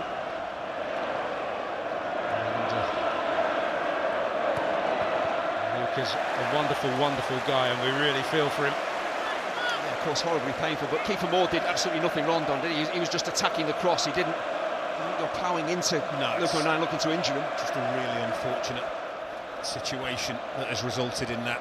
We wish him well. Painful for Mundle. Sirkin ploughs on. Mundle has managed to extricate himself from that initial challenge and sought to force the issue.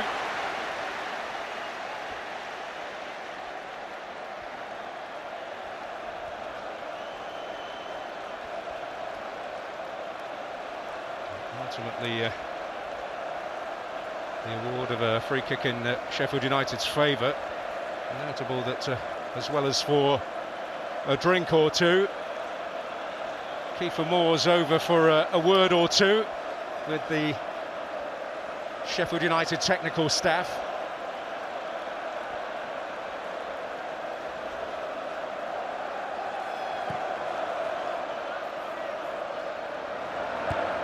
It's notable that Moore was keen to latch onto O'Nien from the start of the game. Ballard has switched sides in terms of the centre of the Sunderland defence now.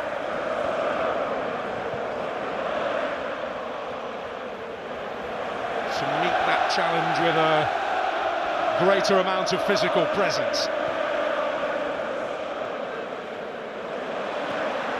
Ahmed Hodzic. Now Bellingham. Campbell quickly there to try and stop it at source. And even the simple passes are going astray. They just really have not settled, and it actually even happened before Kiefer Moore's header and that brilliant save from Patterson. But there's Hume. He might have found an inroad here. It's Rigg. And Robinson avoiding the corner. It's Gus Harmer who actually gets caught watching the ball there. I mentioned Trey Hume, he will just go flying forward, and Harmer at times has to track that forward run. He's looking in field, he's looking at the ball, and Hume had gone.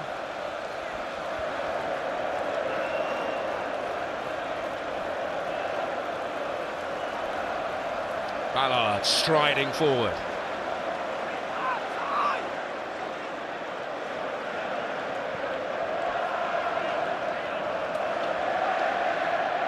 Joe Bellingham. On Mepham. Was red carded in the league fixture between the two at Bramall Lane for a foul on Tyrese Campbell.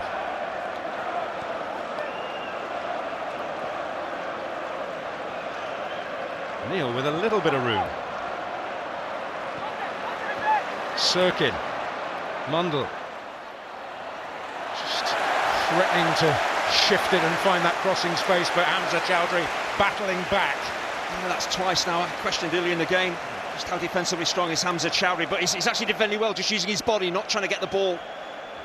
Well, I wonder from this corner if Chris Mepham has come onto the pitch, whether he wanted, look at it at the end, he doesn't really know where he's supposed to be, maybe the communication, and he ends up really doing nothing. They take a short corner, one of your big headers of the ball isn't even anywhere near in there, and he ends up chasing, and he can't get back at Gus Harmer, who does unbelievably well to pick a beautiful pass that is more than matched by the taken finish of Tyrese Campbell. Brilliant from Sheffield United, but confusion maybe from Sunderland. Yeah, so look at those three Sunderland players that kind of converge on how no one really closes him down. I think it's Mepham and Dan Neil, and they kind of stand off him thinking he's got no support, he's got nowhere to go.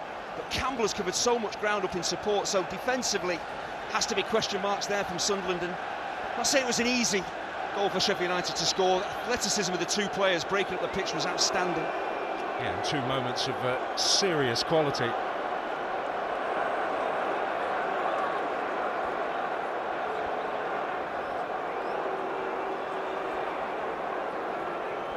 Palmer presiding over this set piece. And fired in by Burrows!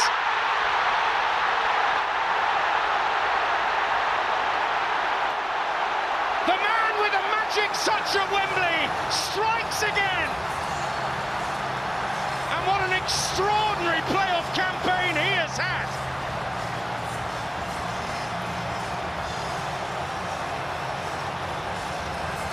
And Sheffield United, they can reach out and touch it now. Well, they will check the goal. I think VAR will have a look to see if there's an offside, but let's discount that for a minute and just admire the brilliance of that. Look, there are Sheffield United players. Are they in front of Anthony Patterson? This picture, this angle here, this will show us, can he dive? Is he unsighted by Vinny Souza? That is the key moment. And it's over to you, Mike Dean. Yeah, I think the tight one, as the shot comes in, I think Bellingham just drops back late. He doesn't get back in time. I think because he's coming away from the keeper, he does impact the keeper's view to see the ball, so the keeper can't dive too late because he knows the player there. It's where the VAR thinks he has impacted the goalkeeper. I think it could go either way, if I'm being honest with you. My gut feeling would be, because of where he's stood and he's in the goal area, I think this could be chalked off. I do. I don't think... Look, watch Patterson. It's almost a twofold dive in that he can't really see it, and it's not a fluid dive from a goalkeeper, which I think is impacted. Yeah, and I think what they'll do,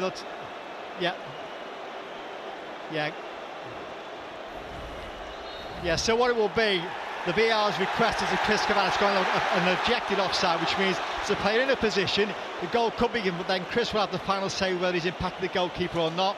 I think he has. I think the goal will be chalked off, and I think Chris will then announce to the stadium what the decision is. Yeah, it's that movement, is it? Vinny Souza just moving across the goalkeeper. This is a massive moment in the game. I do feel the goalkeeper's ability to play the ball is impacted by the position of Vinny Souza there. This could be huge for Sunderland. It could keep them in the game. So Vinny Souza's position, the key. And the impact on Anthony Patterson, and Chris Kavanagh has to decide whether that impact affected his ability to get there. Yeah, I think also where the actual attacker is, the attacker stood within touching distance of the goalkeeper. So in the goal area for me will be disallowed, and the score will go back to 1-0. Chris will probably announce it now to the stadium. After review, Sheffield United 21 is in the line of vision of the goalkeeper and clear impacts. Final decision, no goal, offside. And you have to feel for Harrison Burrows his moment of glory chalked off, but Chris Kavanagh coming to the correct decision. Well, it's a lifeline, it really is, because had that been awarded, I don't think Sunderland would have had it in them to overturn a 2-goal deficit against such a good team. He'll be relieved, but he will also know his team have got to start playing this occasion because they haven't really got started. Well, Anthony Patterson produced one special moment to lift them, or that he hoped might lift them after a shaky start. Will that help Sunderland gather some wind into their sails? Well, it is that big debate whether he should or shouldn't have VAR, but absolutely the right decision has been reached there. Yeah, I think if you don't have VAR, even though Chris has got a view front on, the assistant referee can't see how close he is to the goalkeeper. He's probably gives some relation to Chris, who will then feed it back into the VAR. So if you don't have VAR, it's probably a goal. Would have been the incorrect decision for me. The right decision is being made. It's been touching distance of the 21, Campbell, by the goalkeeper. So correct decision to chalk off the goal. And it was sort of a delayed dive as well, and that for me was a real clue that Anthony Patterson had been impacted by Vinny Souza being there. Of course, Chris Wilder will be so unhappy with that, but again, if you take that down the other end, he would want that goal chalked off if Sunderland had scored in similar circumstances. Well, I know there was a debate amongst a good number of the managers coming into the playoff finals this weekend, if after 48 games of a season you've not had VAR, whether it should be here. But it's for moments like that when it really does come into its own. Hume searching delivery rig, looking for the acrobatic moment.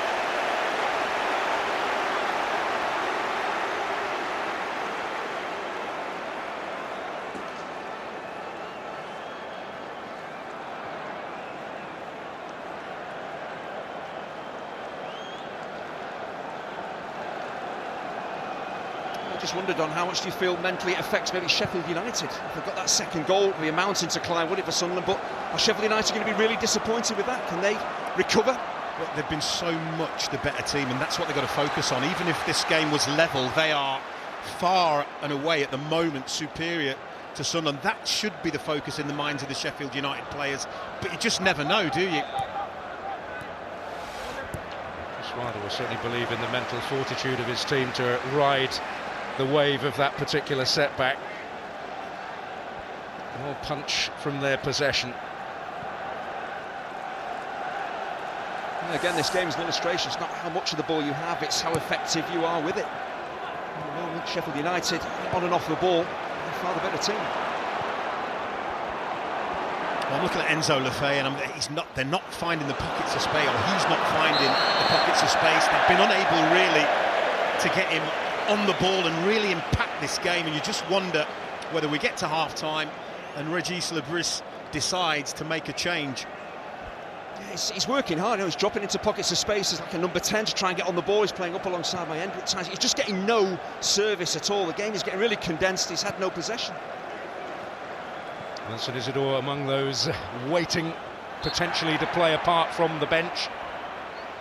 Well, if the theme of this game continues as it is to half-time, I would expect Wilson Isidore to be starting the second half. There's a sense, because they finished extremely strongly against Coventry in the extra time period, and this is basically the team that finished that game. Now Meppemon, obviously. And there was a sense that we've stumbled on something here, and that's something they've worked on to a greater extent in the build-up to this game. But it's not really yielded anything tangible yet. Lefebvre in a role that many want to see him play. Moore winning it again, Harmer. Moore once more, beyond Campbell. But it's brilliant, isn't it? And that's what Kiefer Moore offers. You can play that long ball into him, and you know he's either going to flick it on, hold it up, bring his teammate in. It's a lovely little cushioned header, and all of a sudden they're on the front foot again. Slightly overhit cross with the outside of the boot, but up to that point, excellent play. And once again, his movement getting in between defenders, and it's not a long forward ball, it's a long pass, it's accurate. You've got a 6'4", 6'5" striker, but play the ball to him. Don't just lump it up there and hope he can keep it. Be accurate with those forward passes, and time and again they're finding him.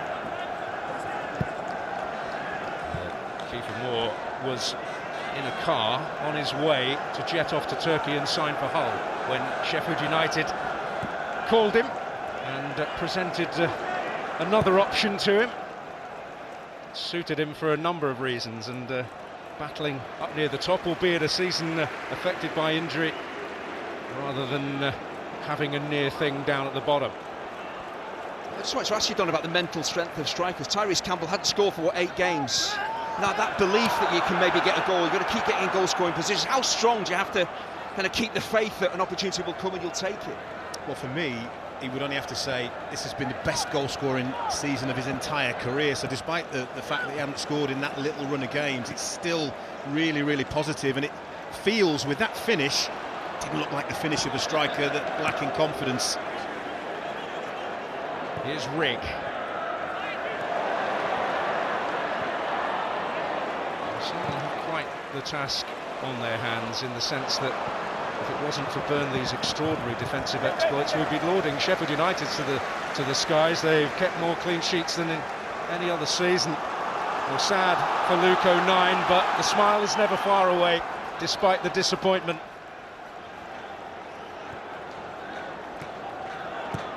He's smiling through the tears there. He'll be absolutely devastated by what's happened to him.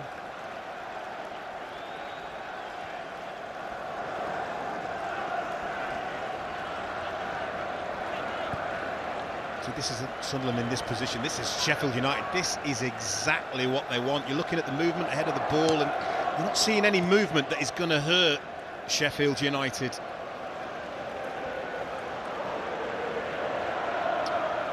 If you're just joining us and looking at the clock in the top left-hand corner and thinking that half-time might be soon upon us, I'm hearing there'll be a minimum of 8 added minutes at the end of the half as London makes really impressive strides until Anel Ahmedhodzic piles in.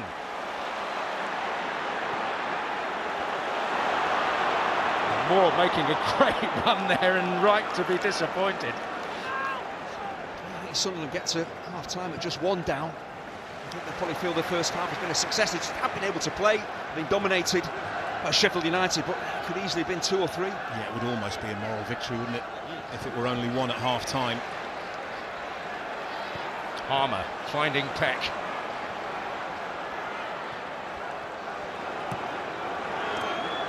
Burrows.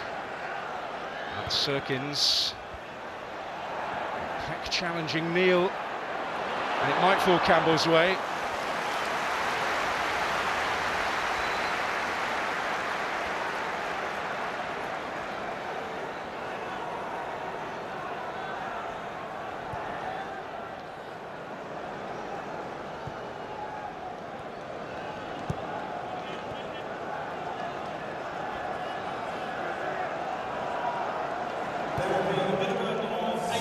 Confirmation from the 4th official of the 8 added minutes at the end of the half for the long delay after Luke 09's desperately distressing injury, and also the wait for clarity on what Sheffield United thought was their second goal for a tantalising moment. Just looking at Sunderland in possession, there's a lot of white shirts standing still. Compare that to Sheffield United when they have the ball. There's constant movement. Yeah, look, they get better results and they're a stronger team when the opponent probably has slightly more of the ball than them. But it is noticeable. Sunderland are having more of the ball, but in these kind of areas with the defenders, and Sheffield United look very comfortable without the ball. And for Sunderland and Regis Lebris, that is not really the master plan for him. It reminds you of that little 5-game winless where they lost the last 5 games of the season, apart from Bristol City where they played with 10 men for 83 minutes. They dominated the ball in all those other losses. It just doesn't suit them.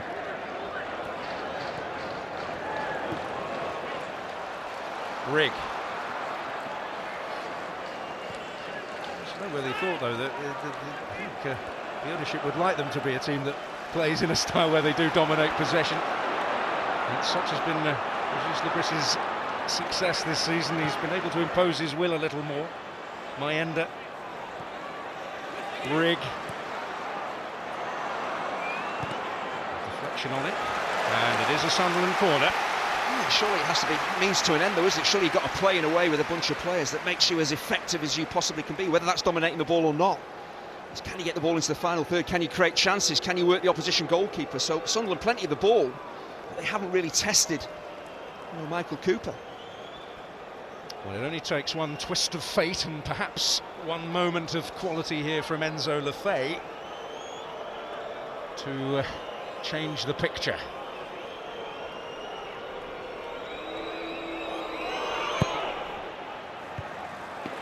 But Rhian Brewster defending that well. Here's Rigg, full of fire and determination. Also underpass that switched the point of the attack, but Sunderland will have to go all the way back to build again.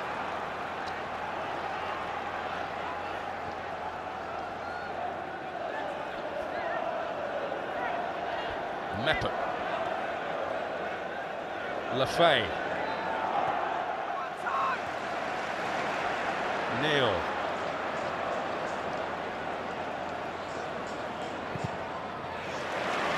Ryan Brewster defending the situation superbly well again. That's why he's playing. Look at his willingness, his work off the ball. He wants to be on the ball high up the pitch, but he has to get back and defend. He does. Mayenda in there, threatening. Robinson had to get that right, and absolutely did for Sheffield United. Jack Robinson's experience there, kicking in round on the cover, goal side of his man. Brilliant positioning. Oh, Harmer, well, he's in that sort of mood. That didn't come off, but it won't stop him trying the next thing.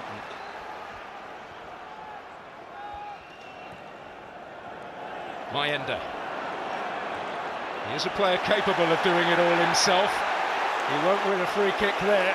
It's really clever defensive play from Vinny Sousa. He just leans into Mayenda just enough to knock him off balance, but not to foul him. Again, that cover he provides in front of the back four is outstanding. It's no frills, no spills, but it is so very important. He's a bit of Sheffield steel with style, isn't he, Vinny Sousa?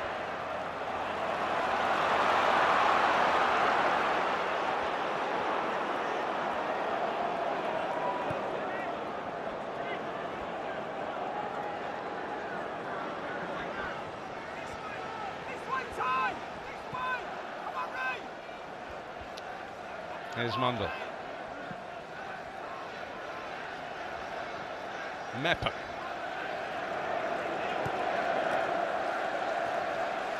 On now for Trey Hume, who's got some room to work with. And Chowdhury's very distinctive head meets it.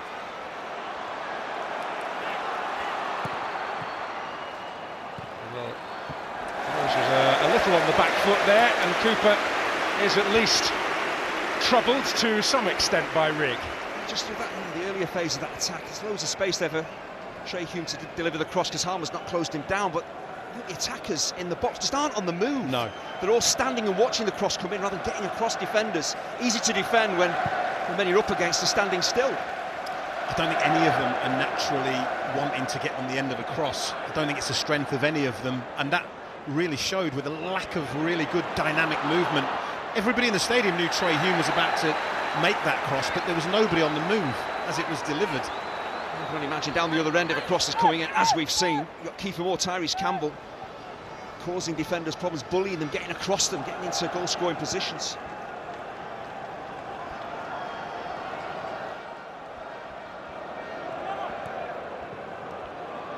Neil.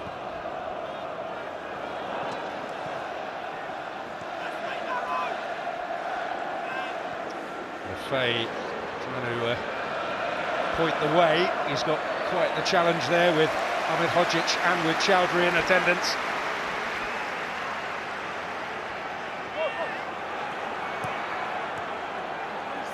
Lafay roaming and roving to the kind of area where we've got used to seeing him.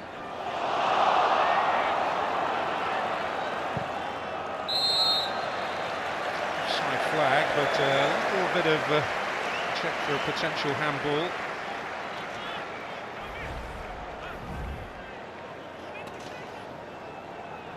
Yeah, because the player's outside the penalty area, there's no real decision for VAR to get involved in.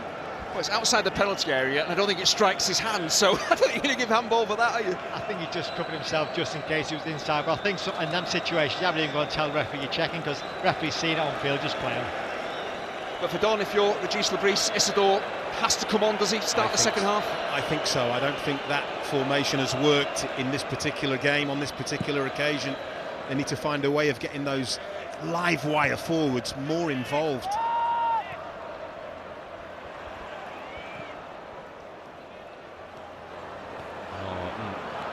Lots of footing.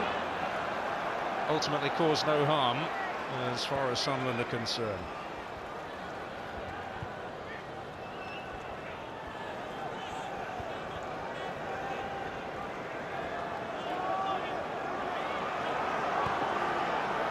Look at that solid defensive shape from Sheffield United, be it 4-4-2, 4-3-3. They're not going chasing the ball. They're saying to Sunderland, right, you try and break us down. And they're masters at this. They're frustrating Sunderland. There's just no obvious forward ball. They've got to move the Sheffield United team around. It takes bravery. It takes a bit of tempo to their play. Well, Régis Lebris has the challenge of the season to rally his troops at half-time. Tyrese Campbell with a quite exquisite finish to a lightning counter-attack in which Gustavo Harmer, the division's player of the year, played a magical part. Harrison Burrows having a second goal, as he thought for a moment, chalked off rightly due to Vinny Souza affecting Anthony Patterson's ability to deal with it. But it is a slender lead, but it appears a long way back for Sunderland. Sheffield United 1, Sunderland 0 at the break.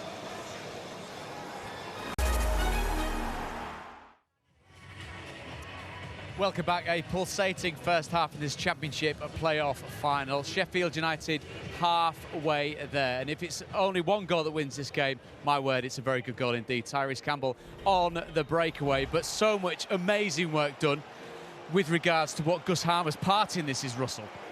Yeah, I think it's, well, first and foremost, the willingness to run and desire to get there. Look where Campbell starts. But Harmer does a great job. He attracts the players over to the opposite side of the pitch, and then the last pass is so quality. The last three actions, the pass, the touch and the finish is phenomenal. But without the desire to run and get there and make it, it doesn't happen. But the quality as well, to go with the intensity and the aggression to go and score is fantastic.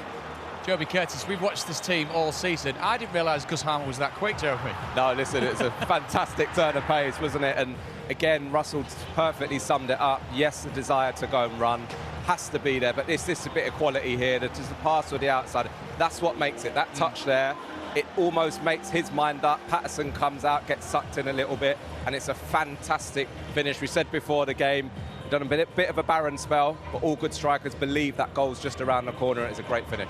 Joby, Curtis, reflective of a really good first half from Sheffield United that started with this after 70 seconds, a superb save that kept Sunderland in it. Yeah, I think it was all about the intent straight away. We knew Kiefer Moore was going to be a threat, and it's a fantastic save by Patterson. Kiefer Moore does everything right. He heads it down, he heads it away from the keeper, but that save is massive. And I think early on in the game, Sunderland fans beside us so loud, and this had them rocking straight away. So I think it was a massive, massive save for them. And listen, they managed to stay in the game. Was the disallowed goal as well? Correctly, though, it came to the conclusion, Yeah, Russell? I think so. I think we watched it, and I think he affects Patterson's ability to dive. So he can't see the ball, and also he gets in the way. If he wants to dive and make an attempt to save it, I think he gets in the way and interferes. So I think it's the right decision. Right decision, which leaves this game very finely balanced. A quick word on Luke O'Nien as well. He went after 70 seconds, dislocated shoulder. Our very best wishes to him. But for Sheffield United, they are just one half of football away from a return back to the Premier League.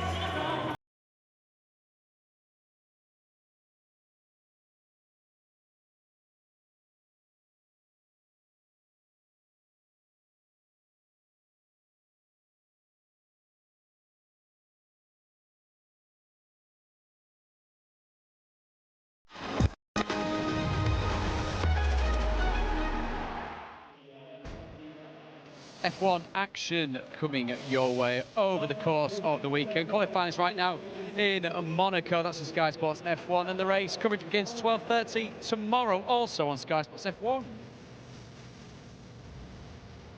Well, we've already had one winner today at Wembley. Salisbury Primary School won 2-0, representing Blackburn Rovers. They worked their way up to the Royal Box to lift up the coveted Vitality Kids Cup trophy.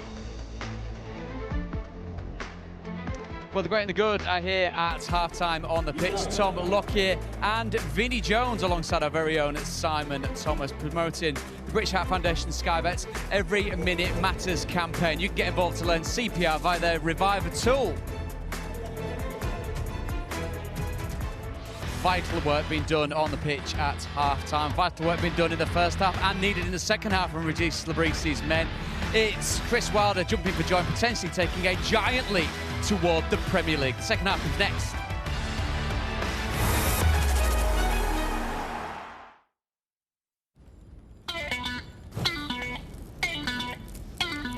Danger, danger! The McSpicy Frank's Red Hot is back. It's the McSpicy, but hotter. With 100% chicken breast fillet, melty cheese, fiery jalapenos, and that irresistible Frank's Red Hot mayo. The McSpicy Frank's Red Hot. Make it hot.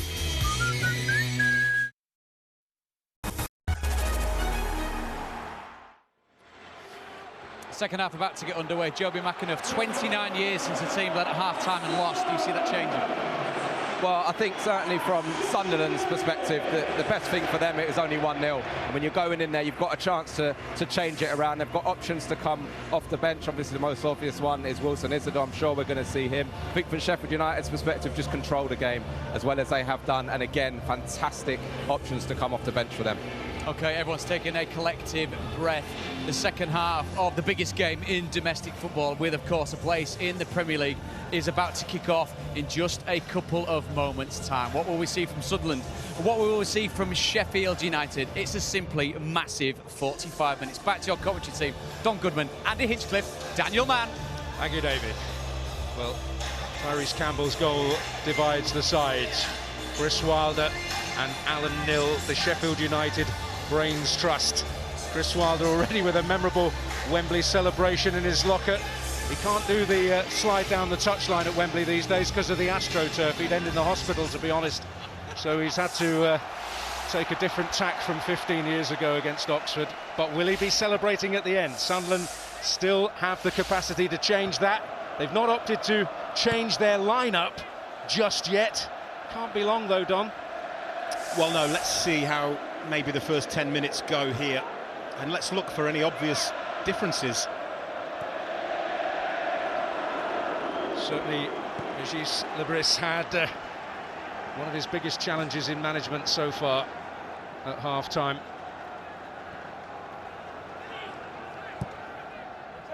Mayenda certainly hasn't seen enough of the ball. And Sidney Peck doing his utmost to ensure his time on it there was brief. Spiky, confident young man in the Sheffield United midfield. Campbell and Moore combining again, but Ballard had a slight head start. Well, he anticipated it, and it's a good job for Sunderland that he did, because it's brilliant link-up play.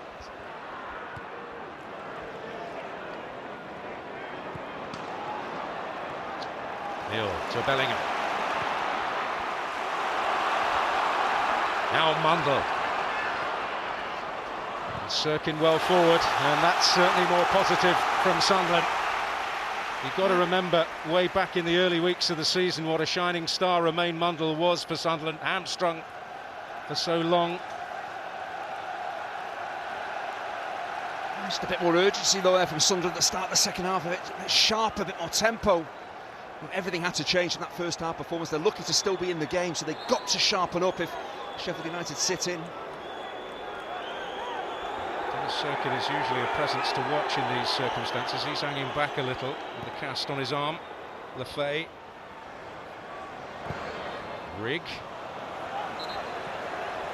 Right, but curled behind the byline. Yeah, it's such a waste, really. Probably sums up the game from them so far. Yeah, they're trying to be inventive, they're trying to move Sheffield United around, but you've got to deliver. That cross from Rigg has to be delivered. You shouldn't be putting that ball behind the goal. Well, the owner looks on, and probably further on this season than they anticipated, in that there was, as Wilson Isidore waits to play his part in the first half of the season, the potential of a challenge for automatic promotion. That prospect faded in the dying embers of the game at Elland Road, when things suddenly turned white hot when Joe Rothwell and Pascal Strout came on the pitch and turned round a deficit. And they've been in a strange kind of limbo since, until the playoffs have got underway. Having risen to that particular challenge, draw inspiration from that here. That's kind of summed it up. What a glorious moment for a glorious young player, Chris Rigg. To remind you, the youngest playoff finalist at this level. I think the early signs you can see by the fan reaction is that there is more positive intent. Look, the passes might not be as crisp and accurate as they would want, but the intent is definitely there. Moore for a shot by Mepham. Two Welsh internationals collide, and you can feel it. Here's Mundle, immediately asking questions, and Neil denied at a crucial moment by Brewster's Industry. Chowdhury gets a foot to it. Sunderland have the bit between their teeth. Chowdhury's defending brilliantly though. He's doing the right thing. He's staying on his feet. He's watching the ball. He's not diving in and trying to pinch it. His body position so far has been excellent. He's going to need to continue that up against the really dangerous Mundle. Experience at right back in Leicester colours. It's not completely new, but it's not the role he expected to be playing. Ballard definitely one to watch. Plenty going on. Cooper getting two fists to it. A goalkeeper who exudes calm. Here's Neil. Sunderland heart's beating a little faster. Lefay to clip it in. Palmer hopes to get there. City Peck. Burrows. And there's the value though of having Kiefer Moore in your team. It's his defensive header, ball into the box. Kiefer Moore, head and shoulders above everybody else to clear the danger.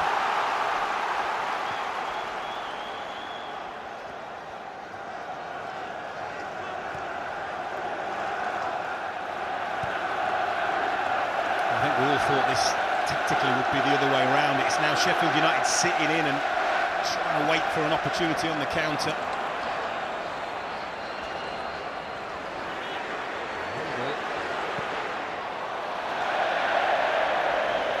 Long way inside, and then came up ultimately with nothing.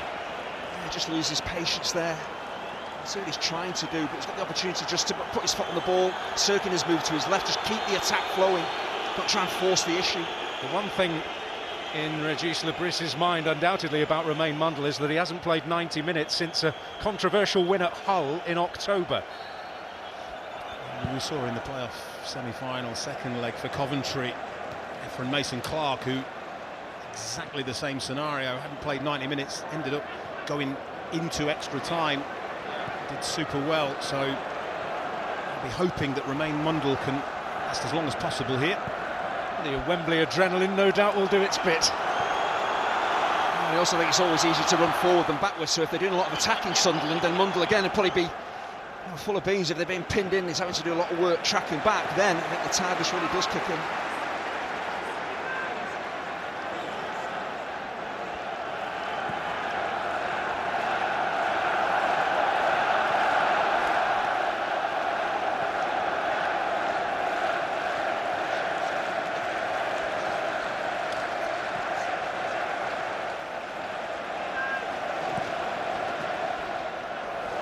Robinson's.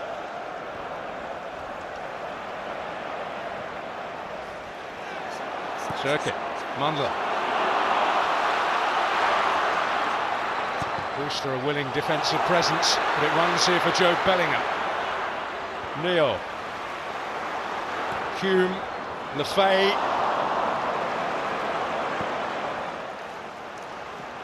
A player whose capacity for invention Sheffield United can't afford and surely won't underestimate.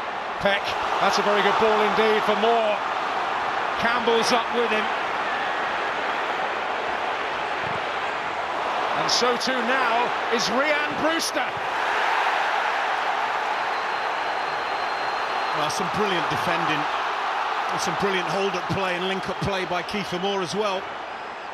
Another great example of Kiefer Moore's movement off the ball. He lays the ball in field and then runs forward, doesn't stand and wait. I think he just kind of got caught in two minds about what to do. Came in field, ran into traffic, and Sunderland just about dealt with it. A challenge of some feeling and great importance too from Chris Rigg. Giving everything to the Sunderland cause, having emerged from a Newcastle supporting family.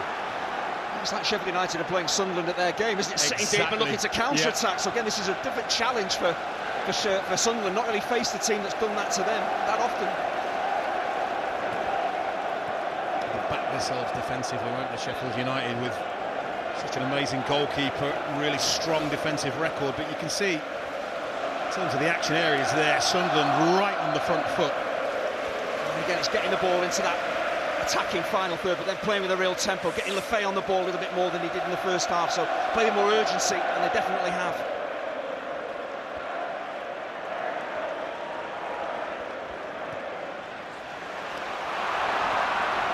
Hume, Rigg clearing the stage for him a bit. That's beyond Enzo Le Fay. Mundell has to get himself further forward and anticipate that ball getting all the way. That's the best wide players. Jared Bowen getting in at the far post. You get so many goals in that area. I was going to say, Gambler's streak in short supply there from those in white. Well, Chris Rigg had to get this challenge right. Well, he flies in and he clearly gets a lot of the ball. It's brilliant from Chris Rigg. It's a little bit last ditch because Sheffield United sprung the counter-attack. Yeah, the referee was in a brilliant position. It kept up with play to spot that the ball had been won, and he indicated that. Reminder, he's the youngest ever player in a second-tier playoff final, and the third youngest ever in any playoff final. That record held by Lee Sharp, 17 years and a day old, when he stepped out for Torquay against Swansea back in 1988. Two-legged final which ended in a real frolic in the mud at Plainmoor, in which, incidentally, Sheffield United's assistant manager Alan Mill played in Swansea colours and emerged the winner.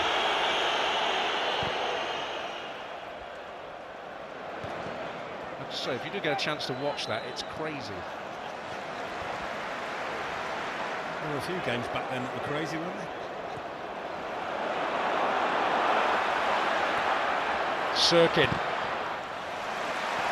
He's been outstanding, hasn't he, Hamza Chowdhury? He actually has two Sunderland players to deal with. He reads the forward ball and then closes down. How quickly closes Sirkin down, brilliant.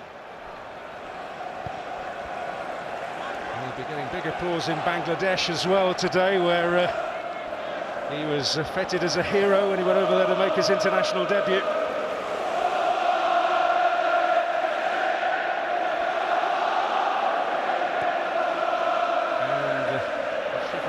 Negotiate the remains of this match successfully, then he'll be receiving similar acclaim from those who've travelled down from the Steel City and the surrounding areas. Remember, they haven't, well, nobody here probably has seen a Wembley winning team in their colours. 100 years. The 1925 FA Cup final. Harmer seeking Campbell again. Sirkin back there. What a ball, though. And awareness from Gus Harmer to get it under his spell. Campbell was off and he spotted it. It's a brilliant pass. He has that ability, long and short passes, so accurate. But again, if Tyrese Campbell doesn't make that run, Harmer has nowhere to go, so he's reliant on the striker making a brilliant forward run. Le Fay, first chance to really go at them. Breaks for Neal.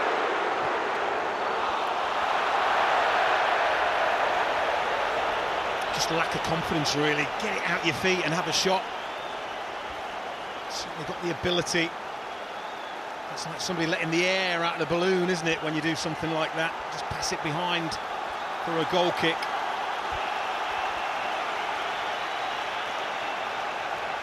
Action on the touchline.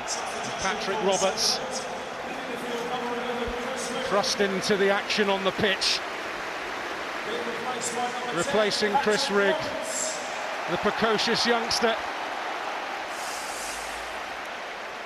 for whom there are many great days surely ahead.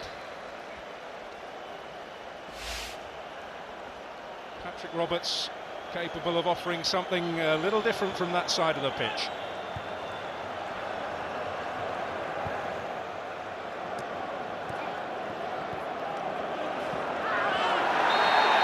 Decision goes in Sunderland's favour, and we're going to see the referee go to his pocket for the first time and brandish a yellow card in the direction of Ian Brewster, who wouldn't be your most likely candidate for the first card. Yeah, it's just a bit reckless, it's just a bit of a swipe out. It's a heavy touch, he goes chasing it. So many times he tries to retrieve the situation, and it is a A clear foul and a yellow, really, just the nature of the challenge.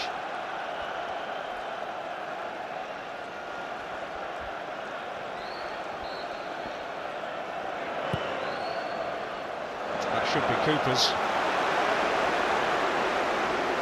Well, one of his illustrious predecessors had a great, slightly controversial day at Wembley last week. Dean Henderson, the contrast in their characters really couldn't be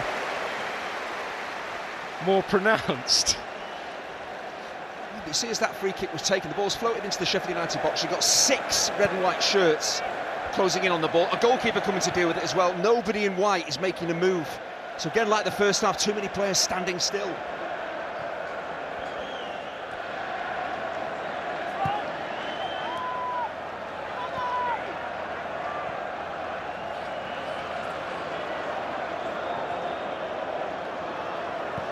Been much better, Sunderland, in the second half, but they still haven't really tested Michael Cooper in the Sheffield United goal.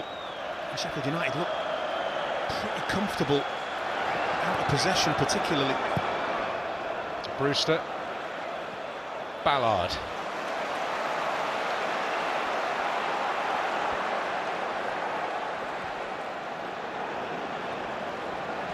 Hume.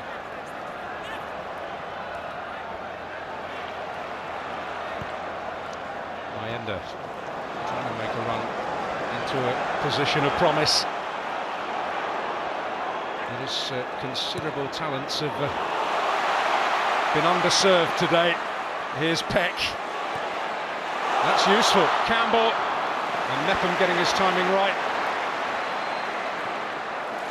That's really good. I mean, look, they're having less of the ball, they're having less territory, but they look more likely to score to me than Sunderland. Sheffield United on the break, playing it really well here. It's just like they can flip a switch, isn't it? They can sit in a solid defensive shape and keep a team out, and then when they get the ball back, suddenly bang, they're high up the pitch and in their opponent's box. And Tyrese Campbell's race is almost run. Local boy Andre Brooks, scorer as a substitute himself at Bristol City, starter in the second leg. It was a tight call as to whether he would be on the bench today, though, but he is there. Robinson's long throw, Patterson's claim.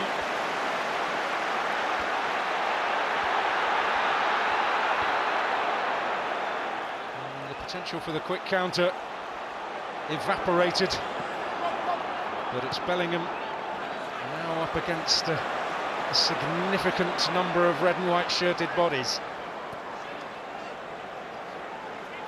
Sirkin, now Neal. O'Hare's so determined to get out there, he's almost on the pitch already. A little chip in there towards Bellingham.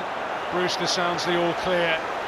Cooper, Mr. Chilled. Yeah, to me, they're just trying to force the issue a little bit too quickly, really. That pass was never really on.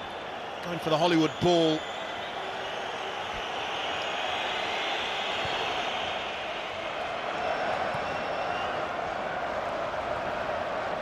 Moore.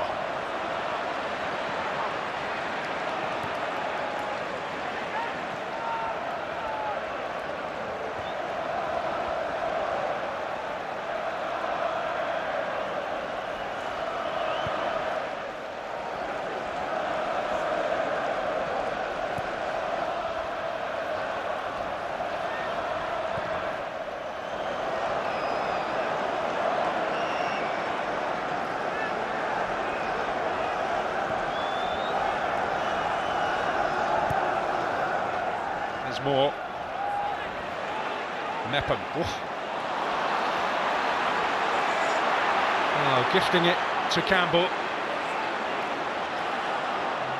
Sunderland, albeit Mayenda had a lot to do, who benefited from a gift in the semi-final, left poor Milan van Eerwijk inconsolable.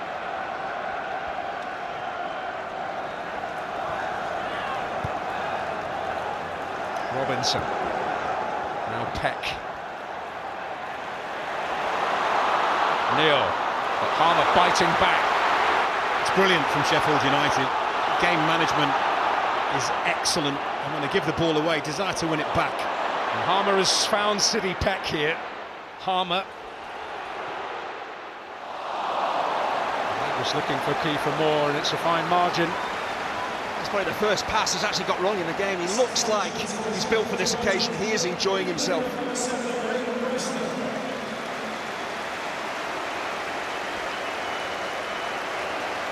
Callum O'Hare is going to get his opportunity. It was a massive headache and a real difficult decision for Chris Wilder to make, to leave him out, not just today, but in the two semi-final matches. But he made his contribution from the bench, and he replaces the man who, courtesy of a marvellous moment from Gus Harmer, had his own moment to treasure. I think the touch and the finish will grab all the headlines, but the sheer athleticism, willingness, desire to sprint from the edge of your own box to get up into your opponent's box, then finish it as coolly as that, it's just outstanding. Well, Andre Brooks also on. And again, a great contribution from the bench at Ashton Gate. A starter at Bramall Lane, a local boy, has certainly made good and been very successfully converted from central midfielder to wide player. And also demonstrating his willingness to battle. I think the quality of the two substitutions for Sheffield United just underlines the quality they have on their bench. Their recruitment last summer, reinforcements in January, it's just a quality championship squad. If they do get promoted, there are question marks about whether they can survive with this bunch of players, but I see why they've done so well this season. And while Callum O'Hare offers different aspects, it's no surprise from a physical point of view that those two were the two to go off. Brewster and Campbell protected and preserved ahead of the second leg in the semi-final. Sirkin taking the low road, and it kept Sousa wide awake. Yeah, it's brilliant build-up play, but it's deja vu in terms of the movement in the penalty areas. The cross is coming in, it's not really where it needs to be. Just talking about moving there, Patrick Roberts actually is drifting in to different central positions. Trey Hughes playing down the right, but at least Patrick Roberts is trying to give that Sheffield United defence something different to think about. No change in the blink of an eye. And talking of eyes, Cooper's sight of things in that 6-yard area is not going to be free of obstacles.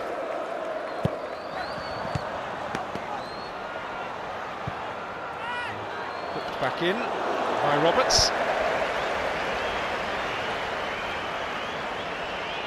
I just wonder whether it's Wilson Isidore time yet. I have to say, they've huffed and they've puffed. Well, what would they give for somebody like him? To see Niall Quinn here contributed to one of, well, probably the most memorable playoff final at the old Wembley 1998. Charlton 4, Sunderland 4. Unfortunately for Sunderland, the penalty competition did not go the way they wished.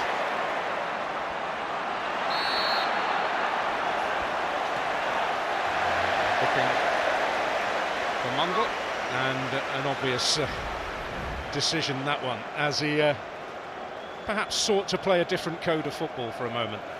Vinny Soldier again, it's like a one-man midfield, isn't it? He covers so much ground, it's like there's two of him out there. A wrecking ball, isn't it? So controlled as well, he's not just going, firing into challenges and hoping he wins it back, he's still very physical, and he picks and chooses when he can be incredibly strong. His timing of the challenge is so good. I'm just loving the fact that being a wrecking ball is a compliment.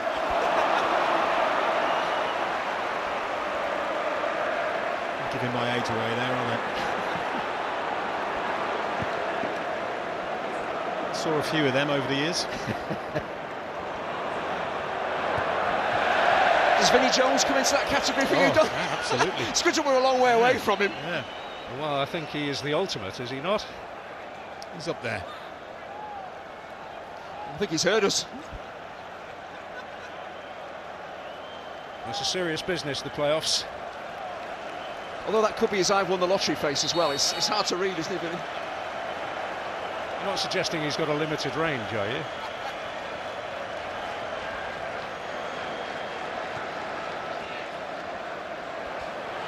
And someone's got to take charge.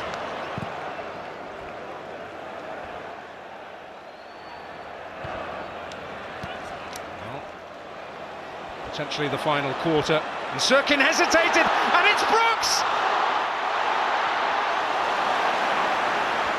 Well, there was a dream moment for the Sheffield lad, and Sunderland led off. Well, I'm more flabbergasted at Dennis Sirkin. He had a simple header back to the goalkeeper, and he allowed it to bounce, and then almost tried to protect it and shield it. And Andre Brooks, on him like a flash. Dennis Sirkin has just got away with one there, a big one.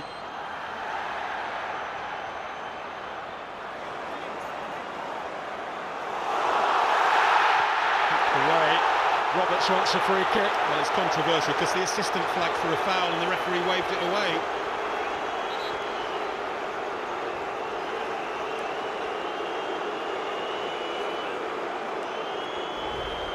Well, this is a major surprise that such a reliable defender just makes a complete mess of this. Just deal with it, lets it bounce.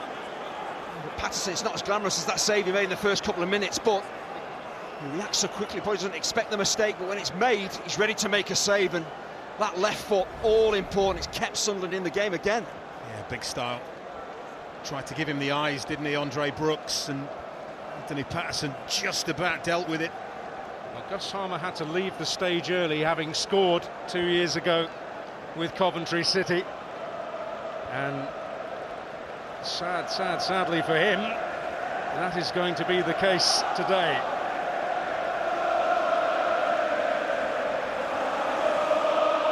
Britton Diaz, who has recovered sufficiently from a virus to take his place on the bench today, is going to get an opportunity. Yeah, it could only be, what, 70 minutes for Gus Harmer, but he has burned brightly.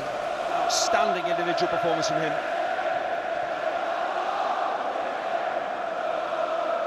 I think all the outstanding performances have been in the red and white stripes of Sheffield United this afternoon. In reality, that's the difference, but from a Sunderland perspective, it is still only 1-0. They're not out of it.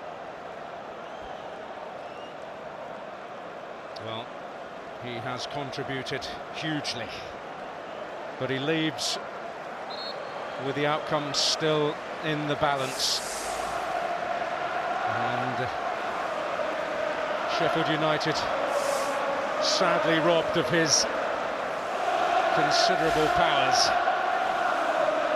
You're right, they've gone individually, collectively. Sheffield United have got it right. I think Gus Harmer, he's been brilliant on the ball, but he's done a lot of work off it as well.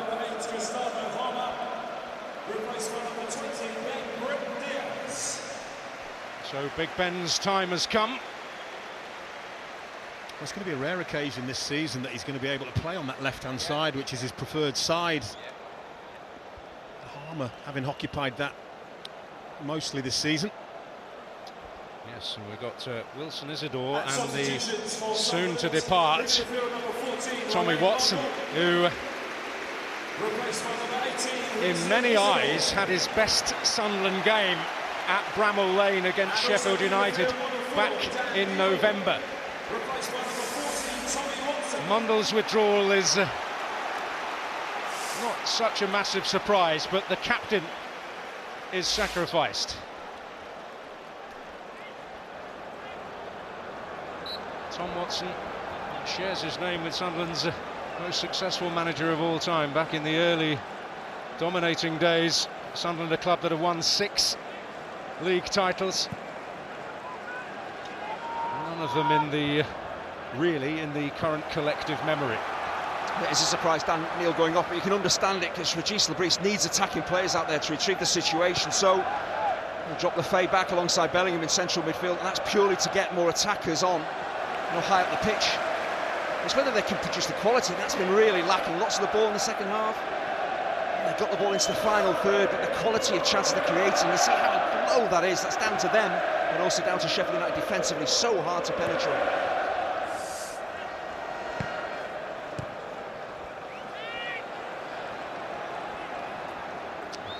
trying to make a save from Chris Rigg, where he was almost waiting for it to come to him rather than getting there himself.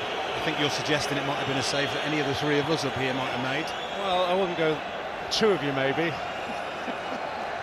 But that's been the disappointing bit, really. They've been nowhere near their best, Sunderland.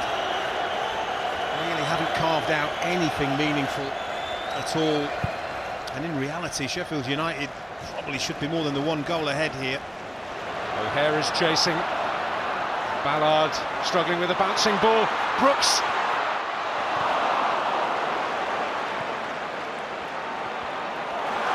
Now Burrows. Moore. Brooks to retrieve. Vinny Souza. Burrows to Britton Diaz. And Mepham. There's a couple of occasions now that Sunderland haven't dealt with a bouncing ball. Defensive basics, get there quickly, make a decision, clear your lines. Any other game, things that don't happen, I would suggest. Peck to O'Hare, Moore. Bellingham robbed him as he'd taken the safety off. And it's a hurried pass forward, it's not a good pass forward. Wilson Isidore going mad. Rightly so. Time, the clock is ticking here. The quality from Sunderland has to improve. That's the problem, you're chasing the game, everything's 100 miles an hour, and you just need that composure, deliver a good forward pass, which you would do under normal circumstances. This is as far from normal circumstances as you can get. We've got Isidore on there now. You have to be feeding that ball in behind, because it's been such a comfortable afternoon for Jack Robertson. And Mohamed Hodzic would have been expecting to be really tested this afternoon, and they simply haven't been.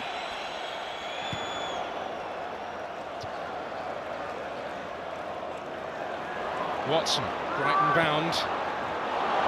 Lefay finding Roberts. By far Sunderland's best move!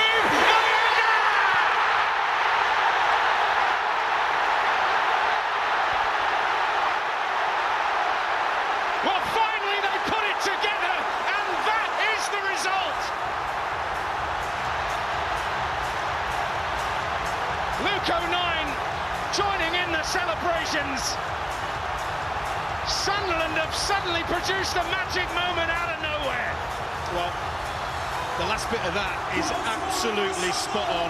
Out of absolutely nowhere. And it's Patrick Roberts. He's the architect, isn't he? And what does Mayenda do that he hasn't really done all the game? He peels off, he finds a bit of space, and a little bit like Tyrese Campbell, the first touch has to be good to give himself the chance to shoot. Watch this. First touch, really good. Second touch, even better. Unstoppable. It's that Patrick Roberts, I mentioned it, he drifts off the right-hand side because he's got Trey Hume out there. He drifts infield to become a number 10, a playmaker. The weight and angle of the pass, but the touch from Mayenda, he actually touches it with the outside of his left foot. So to keep it out in front of you, just extraordinary. The goals we've seen here, just stunning finishes. Maybe the pain is a little easier at the minute. But Sheffield United certainly feeling it. Only Julian Joachim has scored in a second-tier playoff final at a younger age than Eliza Mayenda, 16 days into his 21st year. 20. Only earlier this month, the day before the first leg of the semi-final. Well, what do you do if you're Sheffield United now? Because this game has been easy, it's been comfortable, you've dominated it, you've had chances to put it beyond Sunderland, you haven't taken them, and now you are in a fight. How are they going to react? And you just go back to that Patterson save with his legs. How important now is that? Not glamorous, but he kept the ball out of his net, and Sunderland now back in the game. But Mayenda's run, there's so much to admire about the goal, but the intelligence of a young striker to make that run into space, in between defenders, and then to finish it. Again, great mentality, great mental strength to keep going, wait for the chance and then bury it.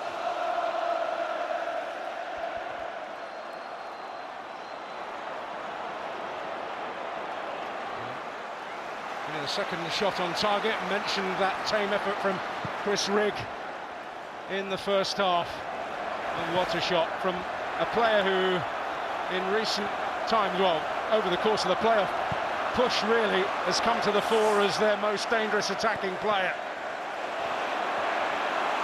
A player coveted by clubs of greater European repute when he was trying to choose his destination from financially troubled Sochaux, but he had a feeling about Sunderland, and the feeling in that moment has been justified. Yeah. Well, they say goals change games. It's a phrase commonly used, but it's not that they change games, they change mentalities.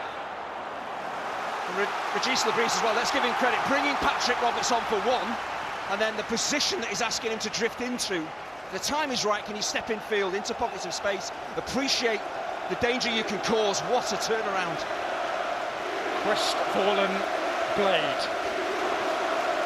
But Chris Wilder has spoken about his team's mental fortitude and what he believes they possess. Now they have to prove it. Bellingham. Right. Momentum shift. Can you feel it? Can you hear it?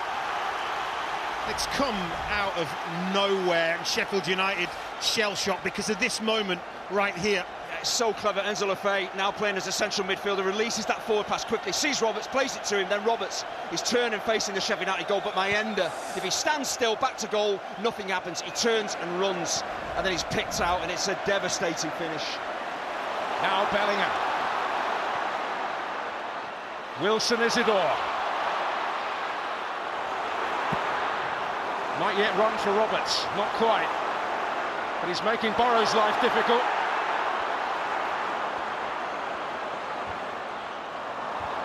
Bottled up in the end, but only as far as Lefebvre.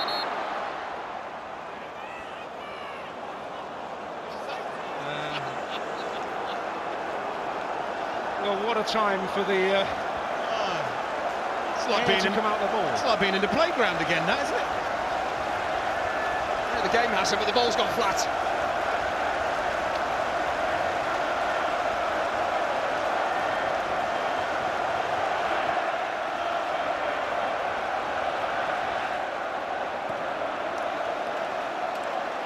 Maybe Sheffield United a little grateful for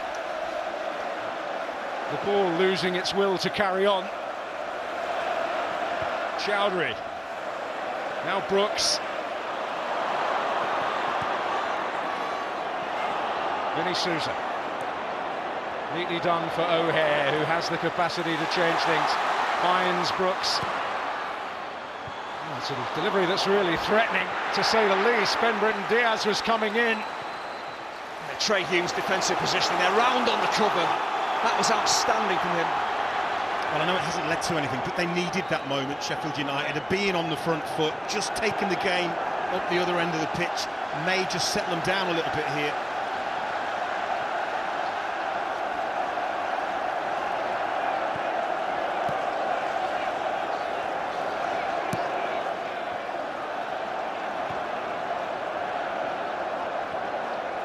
Of course, Mayenda, rightly takes the glory for scoring the goal, but Sunderland are still in this game because of Anthony Patterson. That extraordinary save from Kiefer Moore early on. And denying Andre Brooks with his legs as well. How important are those two saves in the context of this game?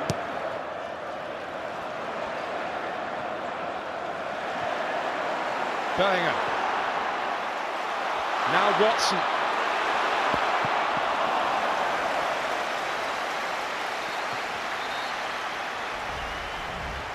The mentality, the concentration of a goalkeeper. Defender makes a mistake, you're a goal down. If this goes in, you're two down. Probably chance of promotion is gone, but he just manages to get his left toe on the ball. Crucial stop. There was a goalkeeper who timed his run to perfection in Sunderland's last Wembley playoff appearance, having broken into the first team late on that season. And since then, he's established himself as a goalkeeper of the very highest pedigree at championship level. And rekindled the memories of a few today.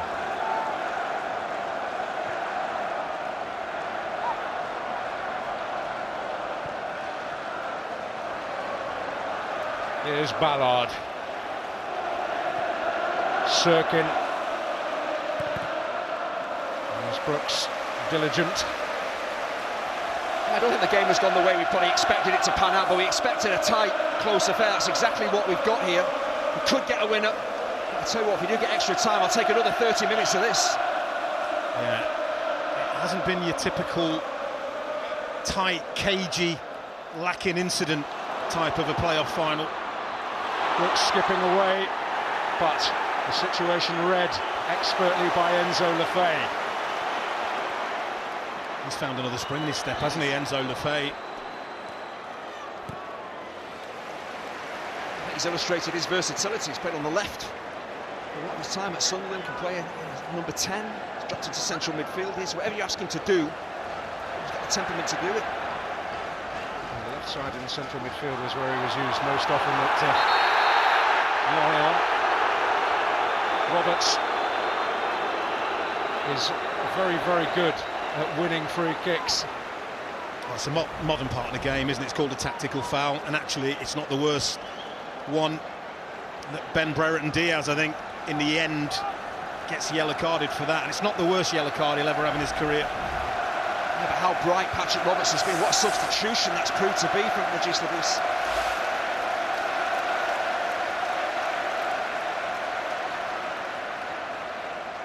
Situations like this happen. Lures defenders in.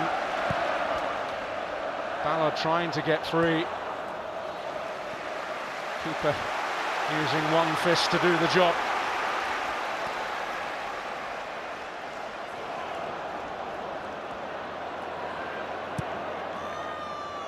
Flick by Sirkin, who'll get it back from Watson. Tired pass that was. Oh, a sapping occasion in all aspects, physically and mentally. And it's Sheffield United now seeking their second wind. That's a challenge of a distinctly emphatic nature by Trey Hume. Well, it's an absolute gift for Trey Hume, for a defender.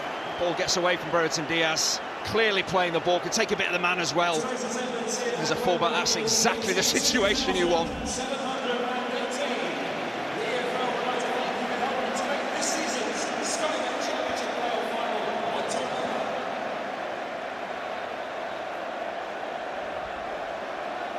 Well, not a challenge greeted with great enthusiasm by Ben Brereton Diaz. Well, it was a bit of a throwback, wasn't it, really? We used to see quite a few of them in the old days.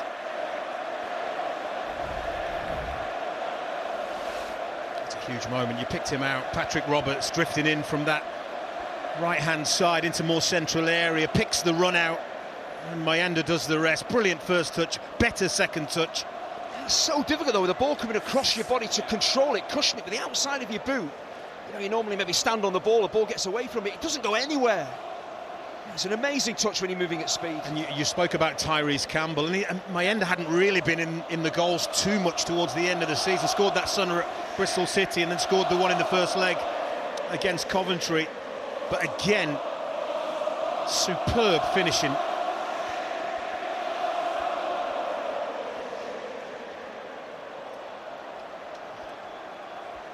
Well, goals are the best painkiller.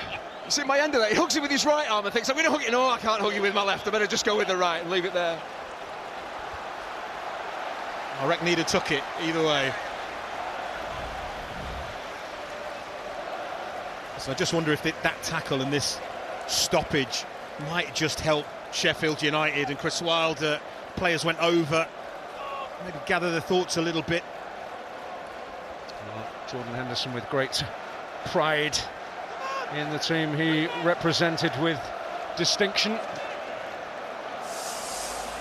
Reminder, the goal is the Premier League, and you can see more live Premier League football than ever before next season on Sky Sports. 215 games in the 25-26 season.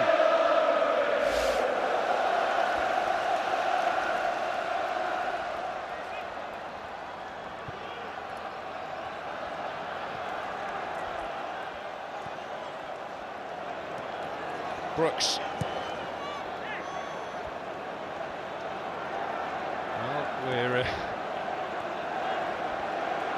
heading inexorably, it seems, towards an extra 30 minutes.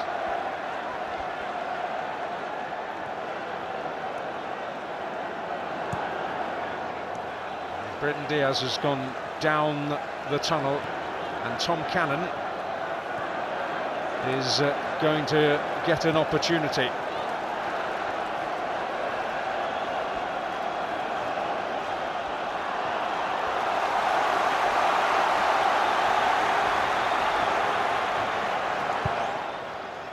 Towards Brooks. Sirkin able to meet it. Mepham away over Watson's head. Here's Chowdhury.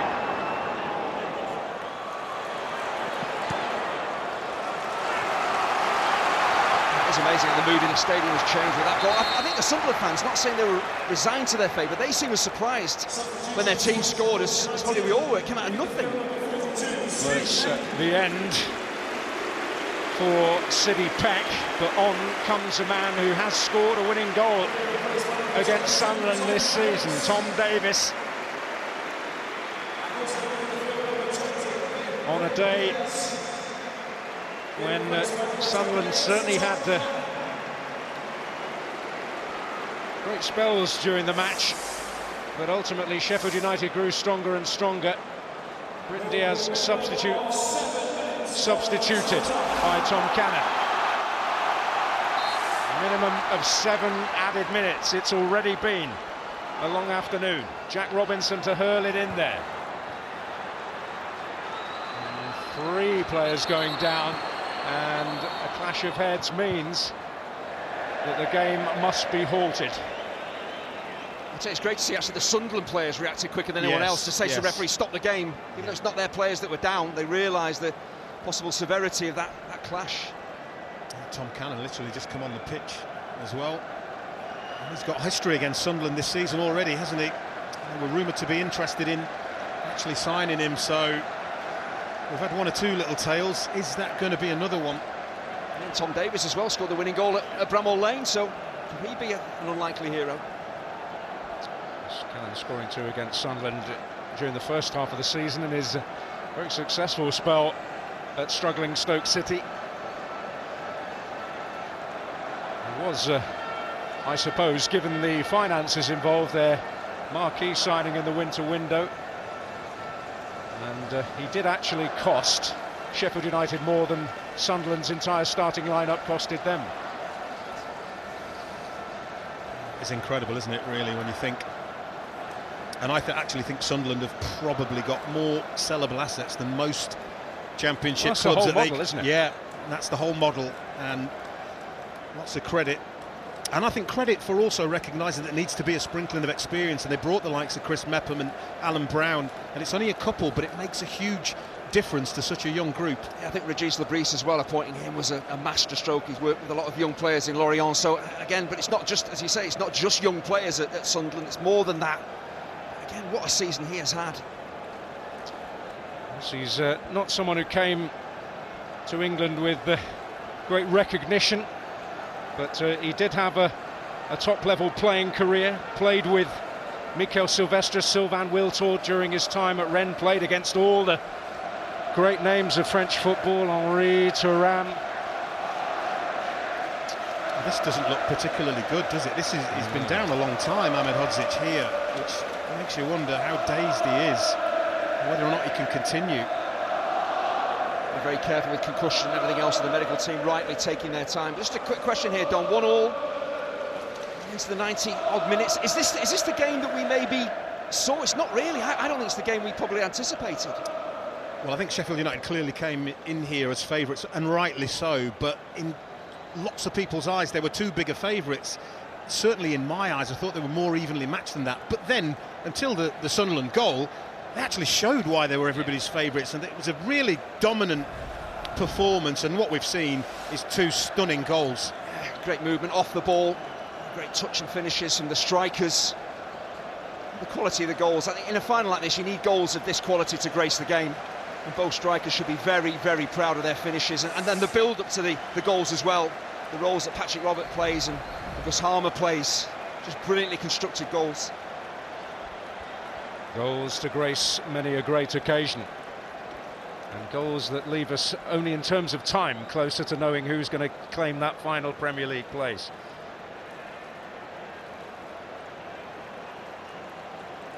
So effectively, when the game restarts here, reset that clock to 90 minutes in your mind.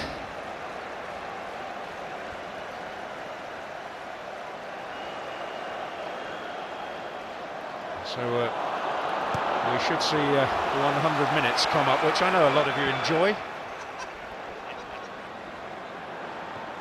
I think I am talking to a quite niche audience there, to be honest, but they're out there. Here's Bellingham.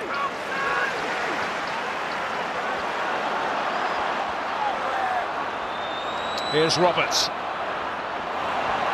Tom Davis making his presence felt. That's loose though by Moore, and it falls the way of Watson.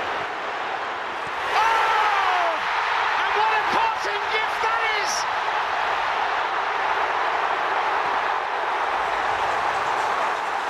Tom Watson, Brighton bound,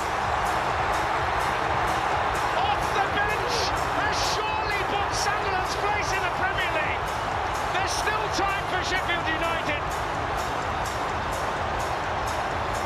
But they'll do so well to pick themselves up from that. Keeper Moore gifting him the ball, and didn't he make the most of it? Oh, you feel so sorry for Keeper Moore. He has been unbelievably good all afternoon, and he plays a stray pass, one of the few, and he is punished in the extreme.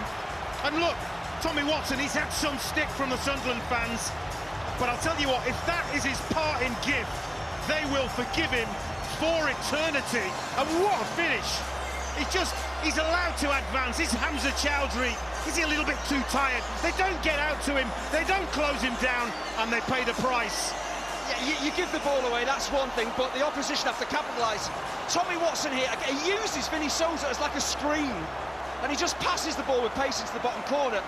I just think the awareness, how he needs to finish that chance. Normally a much more mature player would know what to do. He's so young, but again, he just makes his mind up so quickly, uses Vinny Souza as a screen. Keeper can't see it, but the accuracy of the strike as well, it's just perfect.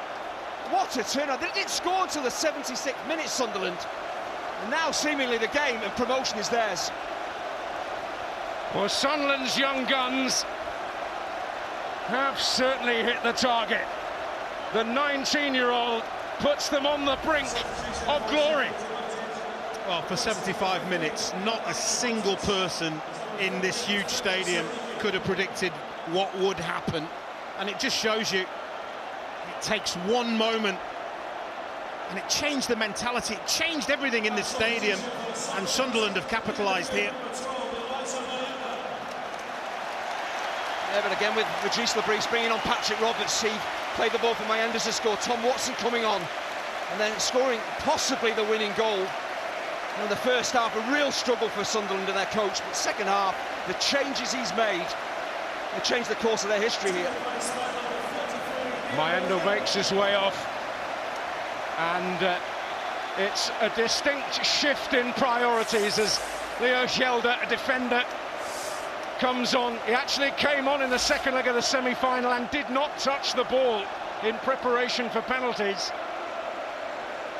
On the pitch when Ballard had his extraordinary moment. And it's another late goal that has moved Sunderland to within touching distance of the prize. Yellow for Sirkin, Femi Sariki on the pitch for Sheffield United. Well, just hold your horses. There is time for yet more drama here, but the clock is definitely ticking.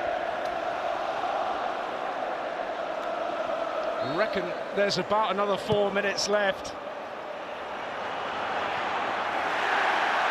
And Schjelder does get a touch today, and it's an important one.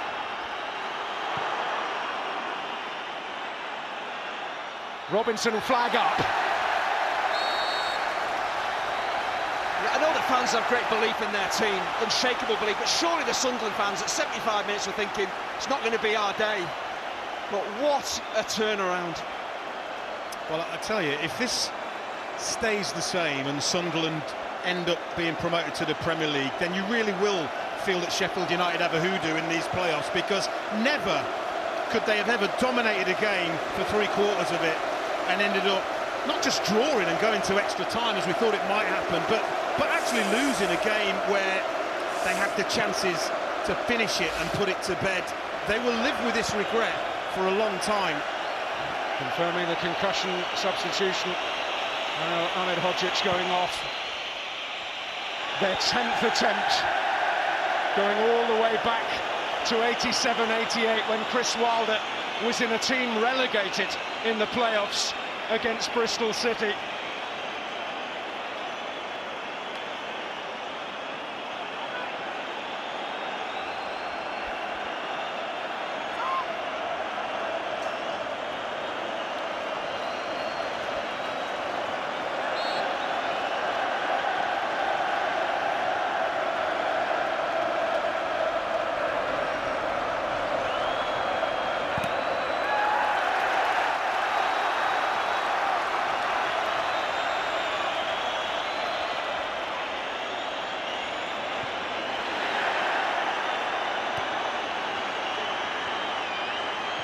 That was met by Ballard.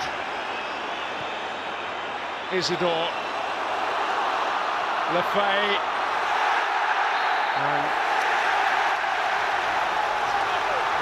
Enzo Lefay, that's what it means to win a foul in a playoff final in this position.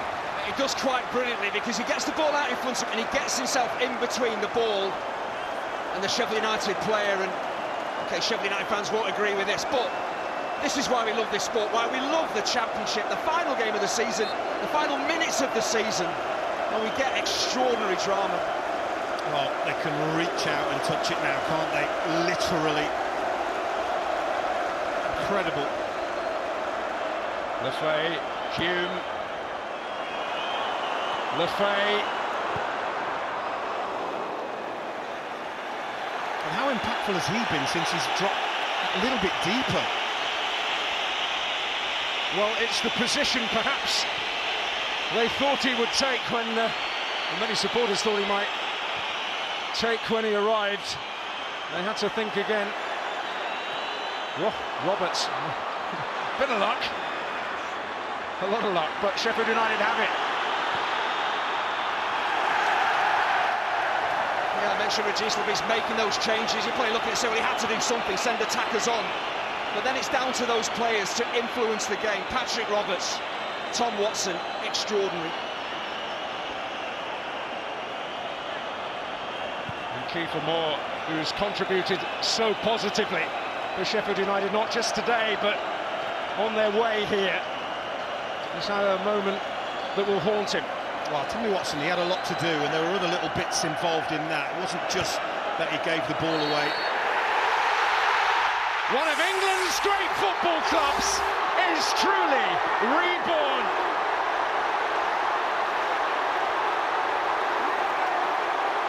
From the humiliation of successive relegations, 4 seemingly eternal years in League One, Sunderland are once again where they should always strive to be.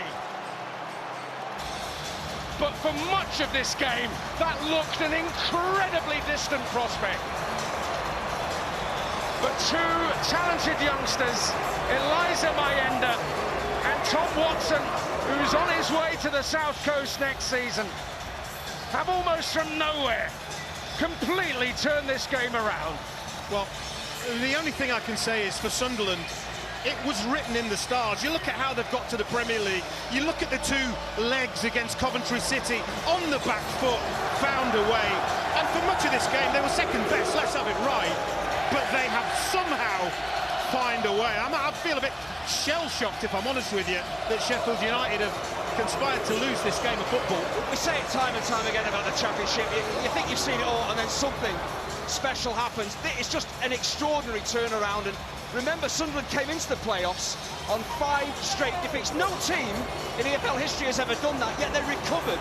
Got past a Coventry team they're expected to beat them. Got the job done. And as you say, we're second best here, but 2 bits of stunning quality from young players has got Sunderland to the Premier League. What a story. Kevin Phillips enjoying the moment, a moment that was beyond him even on the playoff stage at Wembley. And for the 3rd time in succession, Sunderland victorious at Wembley. And Sheffield United, they must think that this is never going to happen for them. It was within touching distance. They performed so brilliantly, but it slipped away. And for Gus Harmer, who endured heartbreak with Coventry, it's a familiar feeling, sadly for him. A player who embroidered this match with some lovely contributions. And Kiefer Moore, well, you have to feel for him. I guarantee you, Dan, the overriding feeling from the Sheffield United players is, how has that just happened? How has that slipped away from us? We were in the Premier League, and now it's taken away from them. Well, one young man with his final touch for the club has booked Sunderland's place in the Premier League. Let's hear from him now with Jonathan Oakes. Well done, Tommy. What is it like to score a winning goal in a Championship playoff final? I think my celebration said it all. I can't really put it into words, to be honest. Just look around, it's unbelievable. Of course, you're leaving the club now, so how about that as a parting gift? Yeah, we'll see each other in the Premier League next year at the big time. So we must apologise for the language you use. You understand that you're emotional. When you came onto the pitch, did you see that opportunity to make yourself a hero? Yeah, 100%. I've been thinking about it for weeks. I think it was just written. That story was written when I come off the bench, and I couldn't have pictured it any better, to be honest. What were you thinking when you picked the ball up? It was an inch-perfect strike, wasn't it? It just crept inside the post. I got closed down and I seen a little gap, and I've just used the defender. It's straight in the bottom corner. Yeah. Well done, Tommy. Go and enjoy it. A £220 million final touch from Tom Watson. That is some parting gift he's given Sunderland as they climb back into the Premier League. 8 long years the Black Cats have endured. 8 long years away from the top tier, bouncing down to League One. That long stay in the 3rd tier, but eventually they've climbed back into the Premier League. Listen to the noise, it's pandemonium, it's disbelief on the faces of the Sheffield United players. Kiefer Moore has no idea how this has happened. There'll be several in the Sheffield United end who have absolutely no idea how it's happened. There'll be so many from Sunderland as well, chaps, who have absolutely no idea how this has happened. But there is one half of this stadium that have absolutely gone through the roof. Let's get some more reaction in just a second. Jonathan Oakes is there roaming around the scenes at the end of Wembley. That is absolutely jam-packed to the rafters with Sunderland fans. There can't be that many people left up there in the northeast. They'll be partying long and hard into the night. Luke O'Nien did 70 seconds, but my word, he contributes over the season. Here he is now with Jonathan Oakes. Luke, well done. Congratulations. So playoffs are all about pain and pleasure, but this win, does it make it worth it? I don't know why the hell you guys are interviewing me. Although it's probably my best game in the Sunderland top since I've joined the club, but I'm so proud of these boys. I'm so proud. I can't really believe what I've just seen. I'm just unbelievably proud. What was it like for you watching from afar? I've never had anxiety like it. Quietly confident that the boys, listen, we've done it all season and we've come back from defeats, and the way the first half planned out, it looked like they were kind of just sitting there. And the game plan, because I was listening to at half-time, was get one goal and the next one will follow. So the gaffer said it, we knew how important that next goal would be, and oh my word! You joined as a boy, really. You've made yourself a Sunderland legend. Now, what does this day mean to you? No, I haven't. Those boys have made them. Tommy Watson, Sunderland legend. Them boys over there celebrating Sunderland legend. I'm just delighted to play a part in this happiness. I didn't even play a part. I did nothing. I don't know what I did. I didn't even play a part. I was just there on the side, and I actually covered more distance when Eli scored, celebrating, and Tommy scored than I did in my whole night, in my whole appearance today. So honestly, I'm so unbelievably grateful and in debt to these boys and this club for the rest of my life. You've done so much, your contribution. Go and enjoy it. Enjoy trying to lift that trophy with one hand. Well done. He's been very magnanimous there, isn't he, Luke 09? Over the course of the season, he's done as much, if not more, than anyone to help them back into the Premier League. A real talisman, a real leader from the very heart of the defence. And Joby, it was a late show at the Stadium of Light. I didn't think that would get topped, but oh my word, what have we seen? Well, I think today pretty much sums up Sunderland in a nutshell in terms of resilience, having to overcome adversity. Obviously, one of their main players, a leader, goes off so quickly. They weren't in the game for 75 minutes. They come up with a moment, and then the whole mood shifted. You don't do that without togetherness, without organisation, and without belief. And to see that in such a young squad, the job that Regis Labrie has done is absolutely phenomenal, and this place has gone absolutely ballistic. Jordan Henderson there, very much one of Sunderland's own, enjoying the seat right here on the Wembley pitch. Russell, you've done this with the side. I mean, as Joby says, 75 minutes, they didn't look anywhere near it. What a change in the last 20. Yeah, it just came down to energy, and I think they had all their best moments when they played with real energy. When we spoke about the playoff second leg, and they seem to get better and stronger as the game goes on. Maybe that's to do with the youth and the changes they made. They were definitely better when Lafay dropped back a little bit, and Isidore came on, and the wingers changed, so it changed the game a lot for them. But Sheffield United be disappointed. They missed a big chance, a really big chance, and the momentum seemed to swing, and they didn't manage the game very well after that at all. But credit to Sunderland, amazing energy at the end of the game, and their crowd, wow, what an impact they've had. Seen several legends in the crowd, haven't we? We saw Kevin Phillips earlier on. Niall Quinn's just been on the screen and got a huge cheer. These boys, though, writing their own history right now, Curtis. They are. I think from the start of the season, when they were up there, we were all wondering if they could stay up there. They managed to stay up there, but they ended up finishing fourth, having been in the top two. You start to wonder, with the end of their season, those 5 games they get defeated. But like Joby said, the strength of this young team to stick together, to get through a tough tie against Coventry, to come here being 1-0 down, being dominated. And as they said on commentary, for 75 minutes, not one of us thought this was going to happen. But it's all about moments. Big moments. Anthony Patterson come up big for them to make some big saves. There's Kevin Phillips and Peter Reid on the screen right now. He'll be enjoying himself. Yeah. But the big moments, Anthony Patterson come up big to make some couple of big saves during the big moments for Sunderland. And then obviously Watson comes up with a winner. Fantastic departing gift for the homegrown boy. Some finish as well. We'll get into the details of the goals that got Sunderland back into this game. 29 years since the side was losing at half-time, Joby, and went on to win the final. That clock's been turned back.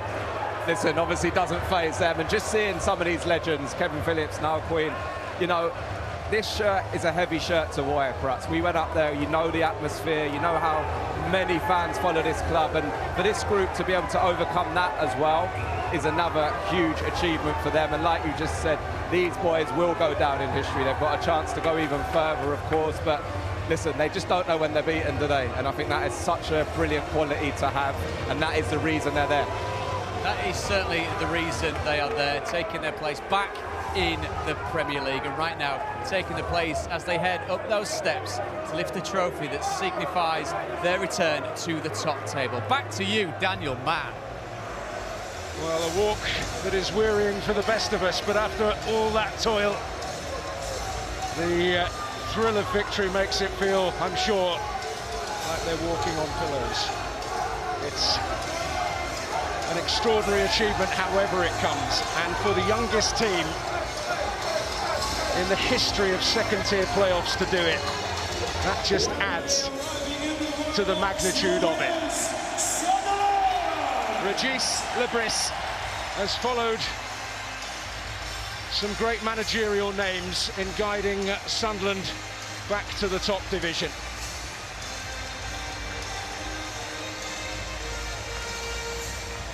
And not since the great Rach Carter in 1937 has a boyhood Sunderland fan captained a winning Sunderland team at Wembley. And following in those legendary footsteps, Dan Neil has climbed those steps.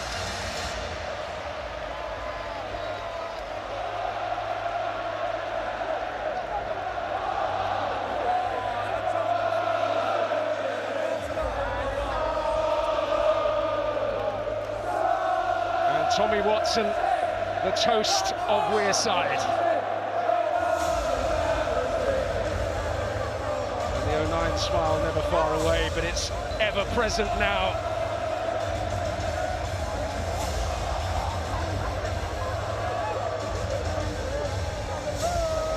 And Neil, Sunderland to the core, lifts the trophy that proclaims to the world, Sunderland are back.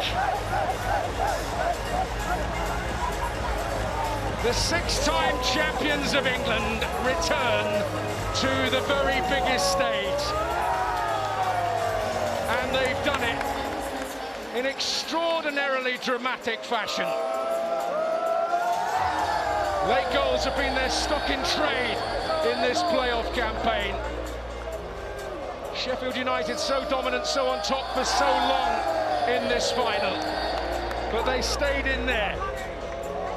Some crucial changes by Regis Lebris, who has transformed this football club from hopefuls to a Premier League team in waiting.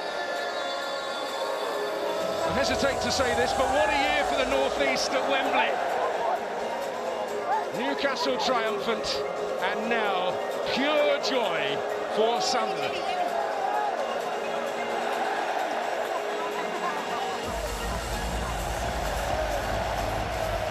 The legends will be joining in the party. Legends, this lot have just become. Well, they have, and they will go down in history, along with those guys there in the picture, and they will never, ever, for as long as they live, forget this day, and compounded, really, by the way they've done it, because it really did come out of nowhere. They snatched victory from the jaws of defeat. I always like to commiserate with the losers because the pain is sometimes unbearable.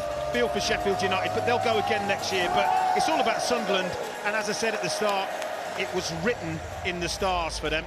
Yeah, I think there's lots of attributes in sport, in football, that bring success. You need quality, you need good technical players, you need resilience, but you need belief. And this game for Sunderland was a testament in the belief they had in each other that they could turn it around. They were going nowhere, and now they're going to the Premier League. The early underdog continues. Sunderland are back in the Premier League.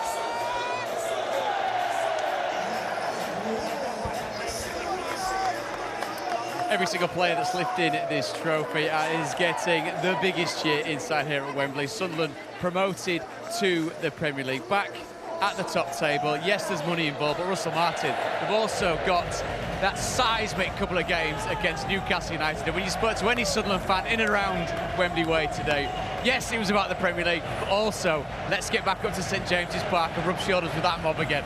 Just so much that comes into it, isn't it? I mean, the Stadium of Light will be absolutely rocking next season. It'll be an amazing place to go to. Watching people here crying, you know, grown men, women, children crying, see how much it means to the club, the city. It's just an incredible moment for them. What's it like, Curtis, up there, looking down? Your fans are going absolutely ballistic. You can't wipe the grin off your face. The world's just burst into Technicolor. Yeah, that's the part where you can enjoy it. I said on the side of the pitch when game first finishes, I don't know about Russ how he felt, but there was a sense of relief for me when it happened. The fact they're going back to the Premier League. Once you're able to take it in, soak it in, all these fans, these Sunderland fans, are what carried them over. Yeah. I think we saw the momentum shift from that Patterson save in the second half. That's what led them on, and then from there they get the first goal, they get the second, and these deserve it because what they've been through over the last few years, Sunderland fans, having been in League One for so long, having come up, had their tough times this season, but that young group, again, as I said, to go back to the Premier League is fantastic, and when they're there, Sunderland are a force, so I think their owners will want to put some big money into buying some new players and helping them stay there. Youngest team to do it, Joby. Did you see that fearlessness? And just a word for Luke 09 as well. Well, he did well to get the trophy up with one shoulder, that's for sure. But he's the older statesman of the group as well, isn't he? He is, and he was very humble after saying he didn't do anything. But you still saw him in those celebrations saying, come on, lads, we can go and get another one. It's not over yet in terms of settling for a draw. So he's crucial, of course he is. You know, he's a leader. He's a man who drives the standards day in, day out, and he deserves this as much as anybody in terms of the journey he's been through with the football club as well. So, listen, I think you talk about the young squad maybe not being scarred by certain instances in their careers, and I do feel that that's been a big part of what they've been able to go and achieve. And Dan Neil as well, very much Sunderland's one of their own, skipping them back to the Premier League. And sometimes, given the size of these games, the feeling around here is relief. This is nothing like that. This is euphoria. This is genuine euphoria. Sunderland absolutely ecstatic to have done what they've done. A killer double late blow from the Black Cats. No bad luck for them on this Wembley visit. They are back in the Premier League.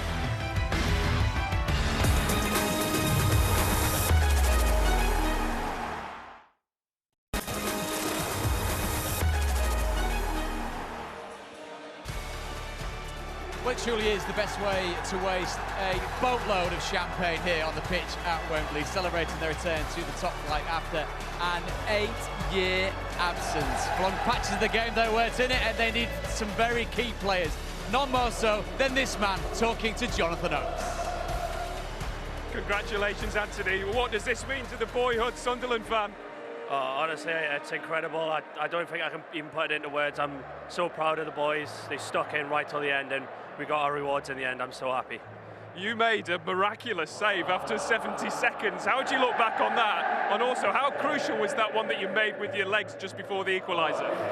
Yeah, obviously it's great to make saves and help the team in that way, but I'm just delighted that we've won the game and we can now celebrate. You've played for this club in League One, so what's it like to be taking them back to the Premier League now? Honestly, I've not even thought about it yet. I don't think it's really sunk in what's happened, but I'm just going to enjoy every moment now. We won't keep you any longer. Go and enjoy it. Enjoy the celebrations. Anthony, you're the Sky Bet player of the match. Well done. Thank you very much. Thank you. 2 match-winning saves equals player of the match for Anthony Patterson. Sometimes we get bogged down in goal scorers, but Russell, your goalie has to play like that at some stage, doesn't he? Yeah, he was amazing. We spoke, Curtis mentioned about moments earlier, and when he was needed, 2 huge moments in the game. Yeah, he's done a brilliant job. And football, this game in particular, can give people moments that not many other things can. So for him to be a boyhood fan, to do that, to win player of the match in the game of this magnitude, and to take his boyhood club into the Premier League, just I've nothing to do with it at this club, but I'm feeling emotional just watching it. It's incredible. Hopefully you can listen to this at home, you can hear this at home. It's utterly, utterly glorious. Elvis never sounded so good, Joby McEnroe. It's amazing, isn't it? And I think I said on commentary about the noise after that last-minute winner. I mean, this has gone up to a whole another level. And just coming back to Anthony Patterson, he's had some really tough times this season. He's had to pick himself up rather like the rest of the squad. But again, he's shown his character. We often talk about match winners and we talk about goal scorers when it comes to these afternoons. But without him today, none of this happens. He was absolutely outstanding. When they needed him the most, he was there. Understandably, Curtis, there's not an empty seat in this side of Wembley, is there? Oh, and that's what they'll be. When they get back to the Premier League, there won't be an empty seat in that stadium as well, because it's something that after all those years in League One, they wondered when it was going to come again, if it was going to come again. But they believe in their team. They've followed them all around the country for the years out of the Premier League, and now they've got the opportunity to be back there. But going back to Patterson, big moments. 70 seconds in, big save, and I think for him, after a bit of a sticky semi-final, that got him going straight away, and yeah, what a big performance for him. First season in English football, Russell for reduced the breeze. Pretty straightforward, eh? He's made it look easy, hasn't he? Yeah. I want him to enjoy this now, because the tough bit really begins now. But honestly, we spoke about earlier the group he has, the youth, the energy, the young players. The best way to try and keep this team together now and be part of a real journey and an even better story than what he's created this season. But he's done an incredible job and deserves a lot of credit. And if we're talking about this game in isolation, the way he managed this game, the subs he made, then you know, a huge amount of credit to him and his staff, and how calm they were with the bench, and how even watching the bench, Luke O'Nien, the guys that come off were disappointed. Rig, Dan Neil, you know, they were disappointed, but they were so behind their team. They were so with them all together. I think it's a brilliant achievement. It'll mean a lot to every single Sunderland fan in here. I'm sure it means a hell of a lot to this man, Dan Neil, a key part of the midfield, the skipper that's led his side back to the Premier League. Here he is with Jonathan Oakes. Dan, congratulations. What do you reckon? Was that the best rendition of Can't Help Falling in Love ever? Yeah, absolutely unbelievable, and I knew it would be. I said in the interview before, this whole city has came together the last 2 weeks, and from my point of view, it's unbelievable to see. You know, before the semi-final, after the semi-final, today, that's what Sunderland Football Club is, and it resonates with all the people, and when it comes together, it's a very powerful thing. And for it to end like that, 2 last-minute winners, won the semi, won the final, it's not even what dreams are made of, because you wouldn't even dream something like that. It is what dreams are made of, because this is you, isn't it? As a boy, watching Sunderland at Wembley. Now, what would the man that you've become, if you could tell that boy, what would he have thought?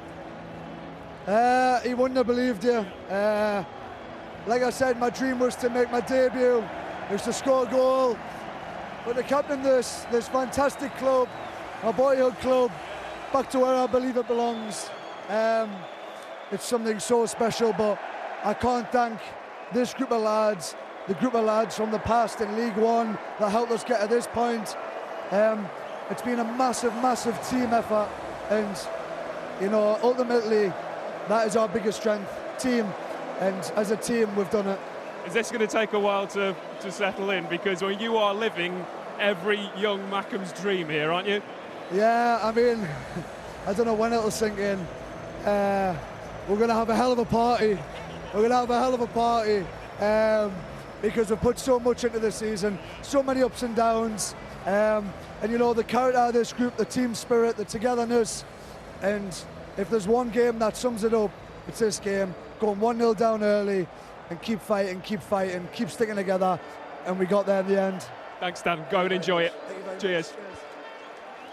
Well, Dan Neil says he's going to enjoy it. I'm sure the skipper is going to lead those celebrations, because I'm sure he's going to get his manager involved in those celebrations as well. Regis Lebris, the Sunderland boss that's taken them back into the Premier League. I mean, Regis, can you sum up that game at all? It looked like utter madness. Yeah, it was a weird game. We didn't start it well, I think. We didn't start well. Maybe a bit nervous. And we knew before that they could be clinical, and they were. After that, I think this game represents the way we played this season. Yes. With resilience, with discipline, to get back in the game. And we have talented players, so we can score. What was the overriding emotion when that final whistle went? Was it as crazy as all these? Yeah, it's always tough for a coach, but because you are always connected with the game. But they are amazing. Yeah. They are amazing. And the party has kicked off right here, right now. And you talked about how the second half went, making key decisions. A feature of you across the season has been calm under pressure. How on earth do you do it? Yeah, well, we needed to change something in the game, so we were lucky because we had many options on the bench, and we tried, I think, 2 or 3 different options during the second half. And finally, we found the solution. The players found the solution, because it's always like that. But yeah, we tried different options. You have to wait sometimes 5-10 minutes to analyze, to assess if it's works or not. And at the end, it was a good decision. And Russell, you've got a medal just like this, haven't you, as well? Somewhere, I don't know where it is, but I have yet. It seems a long time ago now. And I'm sure you can empathise with the emotions of what Regis is going through today. The last thing he wants to be doing is standing here talking. Last season, I love the people you had on it last season, but I just wanted to stand back and watch it. But I said during the game, the way you managed the game today and the season, been an incredible job. Congratulations. Yeah, we tried different options, and because we have players to do that. And at the end, yeah. So much energy late on in the game. The 2 wide guys, Lefay when he dropped back, incredible. Yeah, brilliant, really good. Thank you. It's wonderful work, Regis. I mean, I get these two to ask you a question, but they're that far away, you'll never hear them. You, my friend, go over there and celebrate with everybody else. Congratulations. Thank you so much for your time. Brilliant stuff. Sunderland boss there, Regis Lebris, is going to rejoin the celebrations. As I said, not an empty seat in this part of Wembley, and there won't be for a very, very long time. Do you know why? Sunderland back in the Premier League.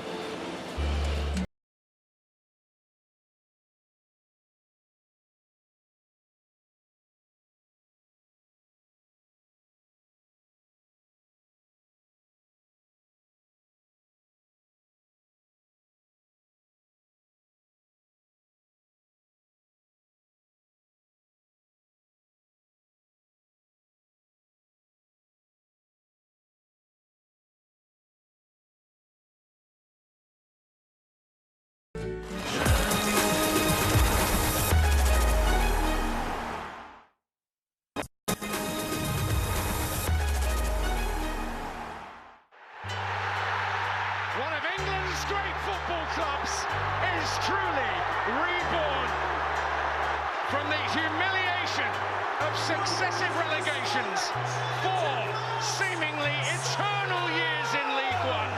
Sunderland are once again where they should always strive to be. Well, they're the kind of scenes that 95th minute sparks here at the home of football. Sunderland back in the Premier League. It's a big old shirt on the back of Job's with the name on the back, isn't it, to boot? He's creating his own headlines. Here he is with Jonathan Oates. Job, congratulations. What does it mean to be part of the Sunderland team that takes them back to the Premier League? I said the other day, like, it means everything. Everything for everyone here, all the staff, everyone involved. It means everything. It's all that the club have been aiming to achieve for 8 years. Every single player who's come here has spoke about getting the club back to the Premier League, do you know what I mean? And so many have failed, but it's really, I take a lot of pride in saying that I was one of the players who helped this great club get back to where it belongs.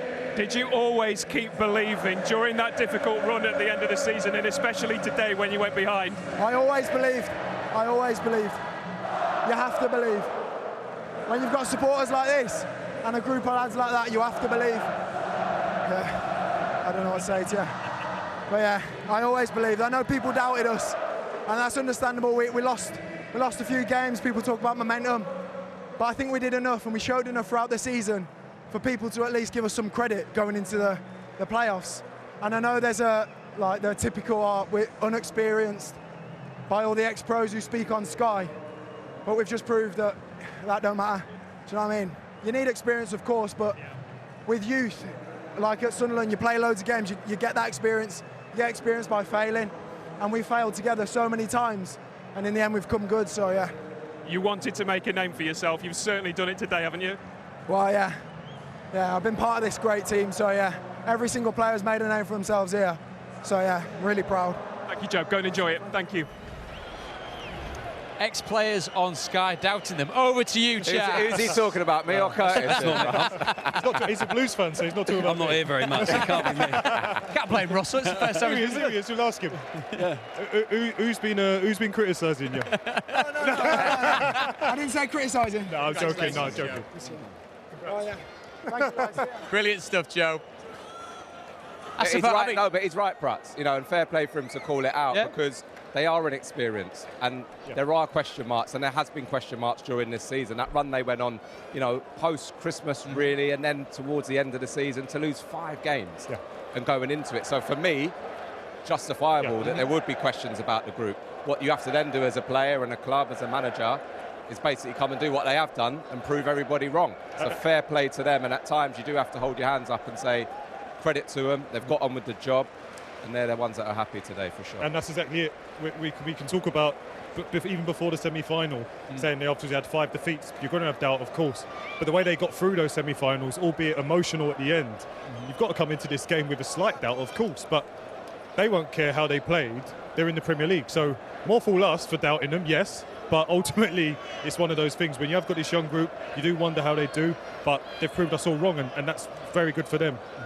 He's bigger up close and personal, isn't he, Joe Bellingham? I thought for a second, look, he's walking back here, Louis. If you take a look here, I think he's coming back for a bit more, hopefully. Everyone say really nice things about Sunderland very loudly. It's wonderful to see the fact that they've climbed back into the Premier League. And again, as the lads are talking here about how young this squad is, 2 of the youngest goal scorers in a second-tier playoff final. And you mentioned the fearlessness that comes with that. If you're Sheffield United, you look at massive parts of this game, Russell, and think, we had it under control. Yet, as Sunderland have done, as Regis Lebris has said, they keep going. And is that a feature of a young side? I think there's always fear, so that there's no such thing as fearlessness. It's how you manage the fear. And they found a way in the playoff first and second leg. They did the same here today. You know, when you haven't been in that situation at all and things happen, you have a setback. There's nothing to fall back on. There's no scar tissue. It's happened before and we haven't been able to come back in the game.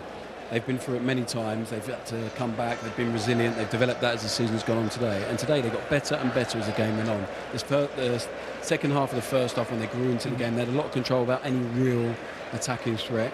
And then as the game threat with Tom Watson and Eliza Mendes, we're looking right here on the screen. It shows that fearlessness of youth. Yeah, and energy in the legs. level. Yeah, as the game goes on, the energy, the excitement, you can see it on their bench as well. I think that all just plays into your favour the longer the game goes on, if it's in the balance. And unfortunately for Sheffield United, they didn't kill the game off and then didn't manage the game well enough. and Sunderland been able to capitalise on it. He's a thrilling player, isn't he, Eliza Mayenda? And the goal that he scored, Joe, when we talked about how good the Sheffield United goal was, very similar. Yeah, outstanding. I mean, for me, I think he's better when he's got an Isidore up with him because he can be free, he can find these little pockets. You just got to look at Harrison Burrows' position there. Gambles doesn't need to go in, but once he gets in this position, again, the touch, just to get himself where he can get the shot off. You can see the run there, just that channel opens up. Bang, what a finish that is. The pass from Roberts as well is perfect. Defensively, Curtis, though, was there a panic that you saw in the Sheffield United rear guard? It was, and obviously, like I say, Burrows, who's been fantastic, and unfortunately had his goal chalked off. It's just a rush of blood. He steps in when he doesn't need to. There's not much danger with Patrick Roberts. He can only go on, potentially have a shot centrally, but once he opens up that channel, particularly Minder's pace against Robinson, it's an unfair fight, and once he gets there, he's been clinical this season. He's had to feed off scraps a lot of times this season, and he's been fantastic. But the fact that he gets that goal, I think that's what he's deserved for the season that he's had for this team, especially carrying the team as a young 19-year-old. And as we said at the final whistle, if you're going to sign off in style, and Tom Watson's final touch for this team sends them to the Premier League. And again, comes from a mistake, but after that, what about the control, the composure, Russell, that gets in the bottom corner? Yeah, it's brilliant. I mean, Kiefer Moore maybe can have a touch, but he doesn't. The reaction, the fact that Watson's got back in already, and then he spoke about it in his interview that he used the defender just to bend it round him. It's a moment of real quality, of real composure, calmness, and you can see, well, you know, he's been wanted and signed by someone else. From the minute that Kiefer Moore gives the ball away, is it panic stations, Joey? I've got to be honest, Prats, I thought it was panic stations for too much of that second half for Sheffield United. You know, they never really looked like they were going to go on and be convincing. Take nothing away from that finish, though, and that moment, because he's been under pressure since all the move was announced and, you know, his future lay away from the club. It hasn't been easy. So, again, the maturity that another young, that's the theme of this team. That is the story. Young players coming through it, and in the end producing a moment that no matter what he does in the rest of his career, wherever he goes, Sunderland fans will always remember this moment. No shot after the 69th minute for Sheffield United, which of course told in the end. And I suppose when you're part of a really strong defence, a resilient defence, Curtis, you need your goalkeeper to step up and do what he did today. This first one after 70 seconds. This is just unreal. It's like Cirques was just about to come through the screen. But yeah, it was unreal. Listen, because especially you always talk about starting the game well, but goalkeepers usually could be cold. But Kiefer Moore, what we kind of spoke about before the game, the cross into the box, how will they deal with Kiefer Moore and the battle between Ballard and Moore? But this save is just unbelievable because it's behind him, you know, and he just manages to claw it out. And then this one again, it's just making himself big. It's not necessarily having to save it in the perfect way. Leaves himself up as long as he could. Makes Brooks make the decision and managed to get a big toe and save his mate there because that's just fantastic. But again, moments that make everything. That's the game there, isn't it? Yep. I think he sticks that away clearly, 2-0. You know, it's going to be almost impossible. And again, just stays up long enough to just get that touch on it. And in the end, I think that change of momentum, sometimes when you're in those games and things aren't going well, you just start feeling, well, actually, today might be the day. And I think that was the pivotal moment in it for me. Certainly was some energy in the stadium here today, and it was a day for heroes when Sunderland stepped up right at the death in this one, and all of their dreams have come true.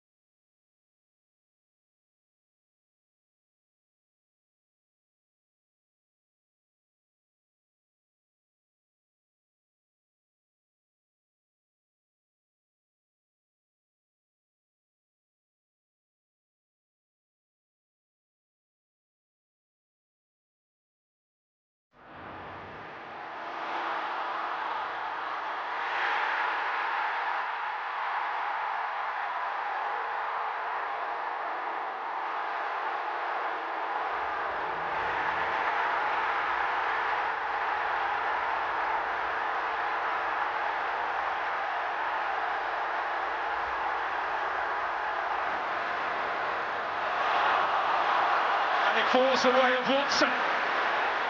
Oh! What a positive gift that is!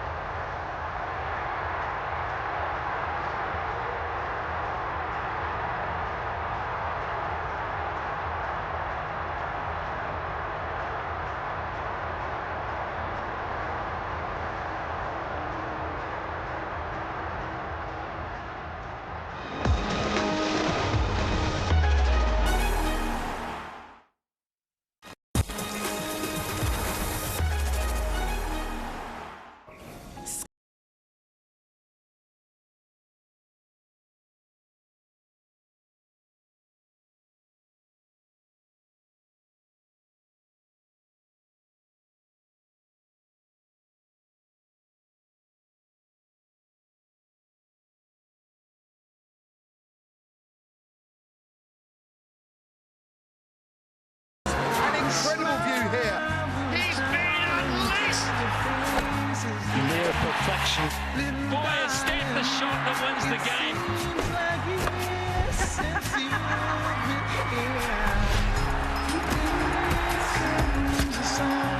All this incredible sport ahead of a groundbreaking Premier League season.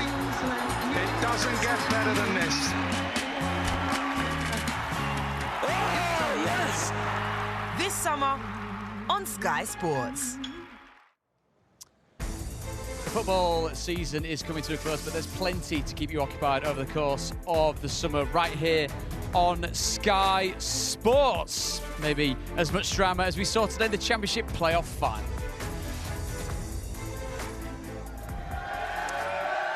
And it was drama that led to scenes such as this. The winning dressing room. Sunderland will be celebrating not just tonight, but very much long into the summer. Curtis, you've been there covered in champagne. How does it feel? Honestly, it's fantastic. Those are the moments. Listen, I think they'd rather the cameras be out of there so they can just enjoy themselves and crack on now. But yeah, there'll be a few sore heads tomorrow, but they won't complain. But yeah, now it's just about enjoying the moment. As I said, you know you've done it now. You've got the reality of seeing the fans and seeing the celebrations, but just go and enjoy it now and worry about what comes next after. Is it about now, Russell, that it sinks in just what the team has done together? Yeah, I think you start having chats like individually and just looking at each other and realising what's just actually happened. Naively, I didn't bring a change of clothes this time last year, so I stank all night until the next day when I could get hold of my bag. But yeah, it's an amazing moment. But these are the moments you sort of go off in ones and twos and realise the enormity of what's just happened. Singing We Are Premier League, Joby, it's a magical moment for them, isn't it? Yeah, of course it is. I mean, these are, you know, when you are finished, Curtis was just saying there, this is probably the first day since he has retired that he really missed being in an environment like this. But it is something that whenever you have finished and the dust has settled on a long career, you look back on, there's special moments and they're hard to come by. You know, you don't get them that often, particularly at this level. You're not a Man City winning every season. So these are the ones that you have to savour. And again, in 10, 20 years' time, you look back on and go, what a brilliant achievement. The key question, Russell, is now what comes next, because you've been there yourself. It's been euphoria, and then the Premier League comes along, the juggernaut that is the Premier League. And if you take a look at the playoff winners that have gone up and where they finished, this is not to re-emphasise anything to do with Southampton, my friend. Thank you. You genuinely know this. But, I mean, the job is seismic, isn't it? Yeah, it's huge. And I think they would have been planning for two scenarios. You have to. And that makes it even tougher sometimes when you don't know what you're going into. And then you have to all agree on the expectation, what the aims need to be, where you need to improve. How easy is it to agree on the expectation? Yeah, that's not easy at all. It can often be very difficult. But they've had a plan, and it feels like they've had a long-term plan with the young players they've had, and I'm sure they won't try and sway too far away from that. And I'm sure they will look to add in their own way and try and improve in their own way.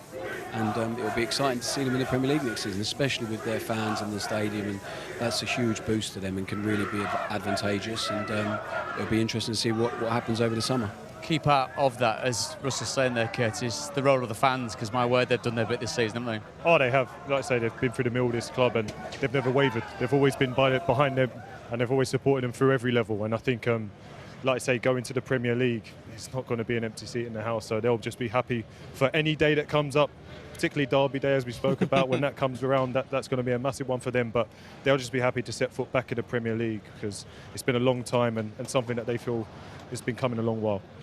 Conversely, Joby, Sheffield United's emotions today going into next season. You've been there yourself. The disappointment, the heartbreak, what happens when you're sat in that dressing room, the polar opposite of that, and how do you galvanise and go again? Because, again, it's not straightforward, but we've seen teams disappointed in the final, then do it automatically. Yeah, and that won't be today. You know, it's just desolation, devastation. Again, for me personally, it was the lowest point of my career. There's so much uncertainty now. You know the implications, particularly for a club like Sheffield United, of not getting there. You know, financially, there's going to be players that are going to move on, of course. The manager's future, of course, is going to be up in the air. So there's so much at stake, and it is just a matter of just, keeping your head down. You know, the summer's tough. Fixtures come out. They'll be having a look at who Sunderland might be playing next season when their first game is, when the big games are in that season. So it does take a little while. What you can do, hopefully, is regroup and use it to spur you on. I was fortunate enough to be able to do that. It's really interesting hearing Niall Quinn talk about that legendary game and that defeat for them and using that to get them going again. So there will be a time, but that isn't tonight. Tonight is a real tough one. Yeah, sorry. It's one of those. It's interesting to see that they went down a tunnel, didn't they? They didn't watch the trophy lift, which is each to their own. But sometimes you need to use that fuel of, listen, this happened. We don't want this to happen again. So be it either we come and win a playoff final, or we just avoid this totally and end up in that top 2 or win the league. And I think Chrissy Wilder. Listen, we don't know what's going to happen moving forward, but it's just about trying to keep as much of that squad together to make sure you've got another chance at it, because if that's broken up, it could be years before you get this chance again. Big decisions, perhaps time for another day for those. However, let's get the instant post-match thoughts now. Emma Payton's caught up with Chris Wilder. Chris, football can be cruel. It can be bitterly cruel. What are your immediate reactions to what happened out there? Yeah, it can. It's going to take quite a while to get over for the players, the staff, most importantly, the supporters. My key moments, certain things that we could have done better. Congratulations to Sunderland as well, and the manager and the players for their achievements this season and going into the Premier League. And it's a tough one to take from our point of view. So defining moments in the game, I get. Never really felt in danger, even sort of second half. Of course, they've got to open up and try and get back into the game. We just needed to be better on that turnover. We didn't get the balance right in terms of when they put a screener in to screen Kiefer to play out from the back, and when they went high press quality to go into the front. And I think the biggest thing for us is sort of we were just too loose second half. You know, we had that ability to sit in. They're piling people forward, and then we go and kill them on the counter attack. And we never found that moment. We were loose. Disappointing, obviously, the second goal to concede a goal on 97 minutes. I know we were down to 10 men, but goes up to centre forward. It's loose again, and they find the 2 moments. We think we've stats, and everybody talks about stats. I think we've had the biggest chances, but stats doesn't win games. They've found their moments. We haven't found our moments. They find themselves in the Premier League, and we've got to go again. You talk about the stats and the chances. Andre Brooks had an opportunity when you were 1-0 up. Was it always going to be a game that was about taking those opportunities in those moments? Well, they've taken those. They've taken theirs. The goals are disappointing from our point of view. The manner of the goals, the shape of the team from that point of view. We can do so much better. I never felt we were, under major threat. Don't think Michael's had a lot to do. Thought I started off the game ever so well. I know it's going to be a subjective decision regarding the VAR. One thing I will say, I just don't think that having played 46 league games and 2 playoff games, that all of a sudden it comes into play. And I think their manager said that before the game. But there are big moments. I think if we go 2-0 up, I think we win the game comfortably. I think that really punctures them. But I thought that gave them belief. That gave their supporters the belief. And from that moment, the last sort of 10 minutes of the first half, and maybe the first 10 minutes of the second half, gave them some energy. But I thought we got over that. We, as I said, disappointed in terms of we never had the control of the game and found those moments to go 2-0 up and 3-0 up. But never really felt in danger. But there it is. You get punished for your mistakes with the ball and without the ball, and we have done. Thank you so much for speaking to us. Commiserations. Cheers. Really is such a brutal contrast, isn't it, between what we've seen from Sunderland, the frustration, the anger at times from Chris Wilder, the desolation and despair of both players and fans looking on in disbelief at what they saw at the very end of this game. A 95th minute winner for Sunderland has propelled them back to the Premier League. Very sore, Jobs, as we were discussing, but that glimmer of hope. Spoke to Russell, obviously winning the playoff final last season. Leeds going back into the Championship. Leeds, inherently, their campaign a rip-roaring success, going up as champions. Can you see Sheffield United doing that? I think it all depends on the decisions they make. Again, a couple that you pick out there. Obviously, my team was in their Leeds, but we kept our... No, Six but we of kept, 20 that have gone up in the season after, mate. We kept the manager, and we were able to keep the bulk of the squad. Yes, we lost one or two. That is always going to happen because of the financial implications. You know, have I got confidence in Chris Wilder being able to put together another season like they have? Absolutely. It's just whether the board feel that, whether he'll get backed. He's done a fantastic job. And we talk about teams finding a way to win, which Sunderland did and have done. For me today, it was about Sheffield United finding a way to lose that game. You know, and yes, they weren't really looking under too much pressure, but I think it was more about what Sunderland weren't doing rather than what Sheffield United were doing. So that would be the real sore one. The game was there for them today, and they just weren't able to get over the line. Key moments as well, and maybe it's a debate for another day, Russell, but the minute that Chris mentioned VAR in the final after so many games across the league, you were nodding away. Yeah, I felt the same last year. I think, you know, I know it's a big game, but if it's right in this game, it should be right all season. So I agree with him there. I thought the interview was brilliant, really honest. Let's not forget they've had a great season. Put it into context, they've had a really good season. Just two exceptional teams have gone out ahead, and they were in it until not long ago at all. And the way they bounced back and reacted to that was brilliant. Like Joby said, I've got no doubt teams will always be in a rush sometimes to this 90 minutes dictates the future, but actually they're not far off. They really haven't done much wrong. They've not managed the game very well today in the end and not taking the chances, but I think he's done a brilliant job, him and Alan and the rest of the group. And if they decide they can be to have some continuity and stick with something, then it gives them the best chance, I feel, next season. You can probably hear there's still a noisy lot still going on there. They might have left in the numbers, and Wembley Way, I presume, will be carnage, Curtis. But it's the type of celebration that we were saying at full time, which was just unbridled joy. Let's turn it on to the winners. Come on.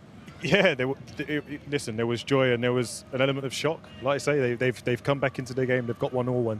I think they're getting prepared for extra time. They're obviously looking over, thinking, when's this whistle going to go?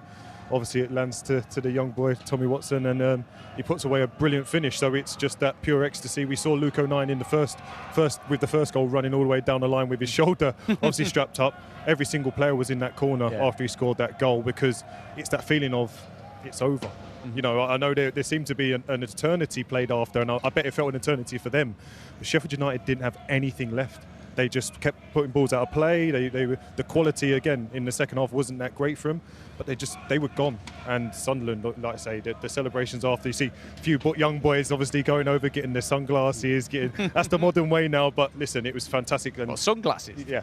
Well, to get your sunglasses to celebrate on the pitch. Sorry, I'm just not sunglasses are a modern technology, but yeah, that's when I speak to Joby and said, listen, this is the first time since being retired I've missed football. I've only had 2 of those moments with promotions, but just missing football, being that camaraderie, that togetherness, being able to go out and celebrate with your mates, celebrate something that you did as a group of players, particularly as a young group. That's so special, and that's something that they'll hold on to forever. You're getting used to the smart comments as well, so I take that on board. Joby, you too. Russell, it would be remiss to have you here and ask. Well, not ask what's coming next for you. I mean, you've not been here slagging Joe Bellingham off. That's those two over the course of the season.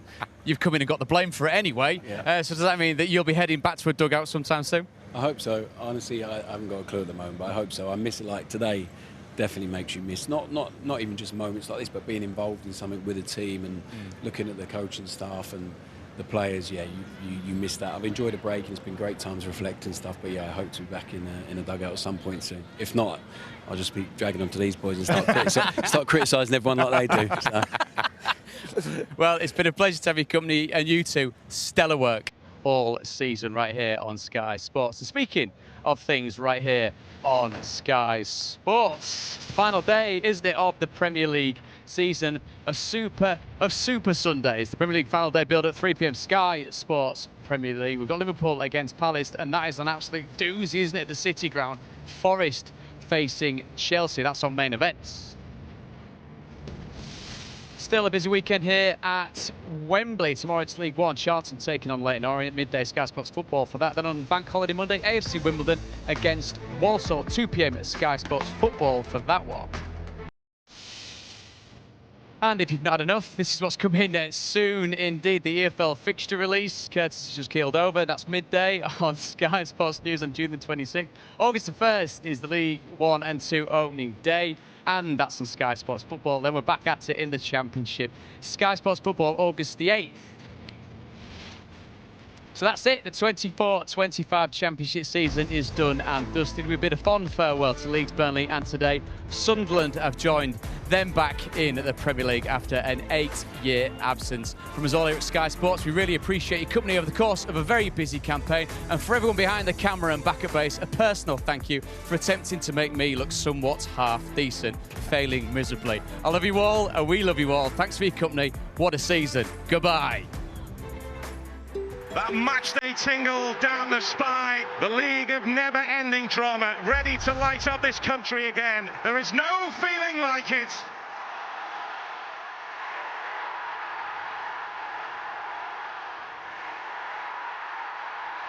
Pandemonium. It's magnificently. Oh, it's crossed. Breathtaking strike.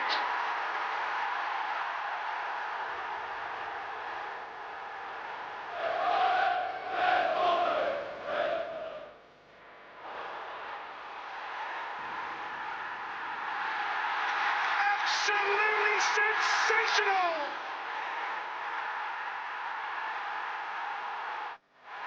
Incredible.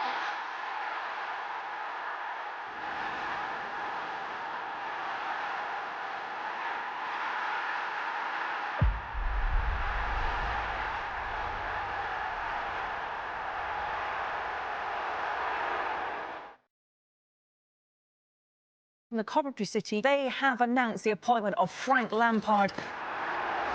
Valerian Ismail, the new manager of Blackburn Rovers.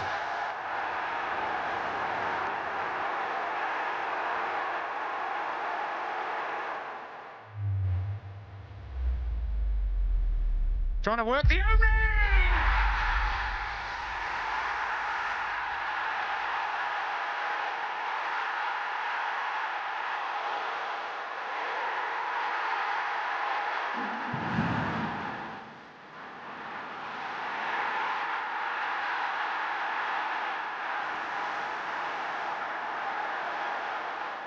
Conway takes care of business. A victory of huge significance.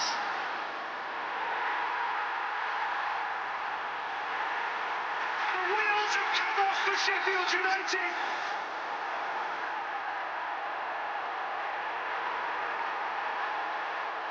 Torment for the Teessiders. Daniel Farke's team are on the brink.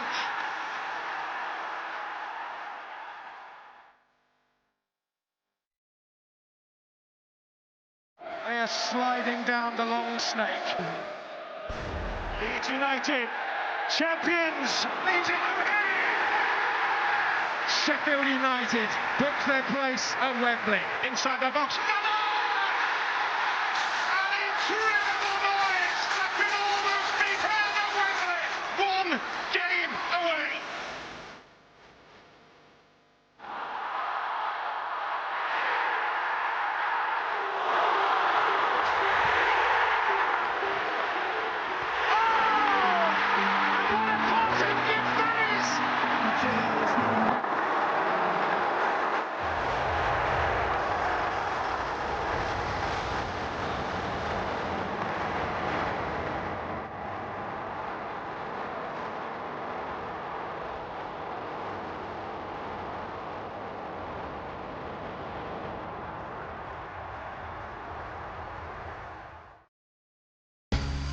Sky Sports Football.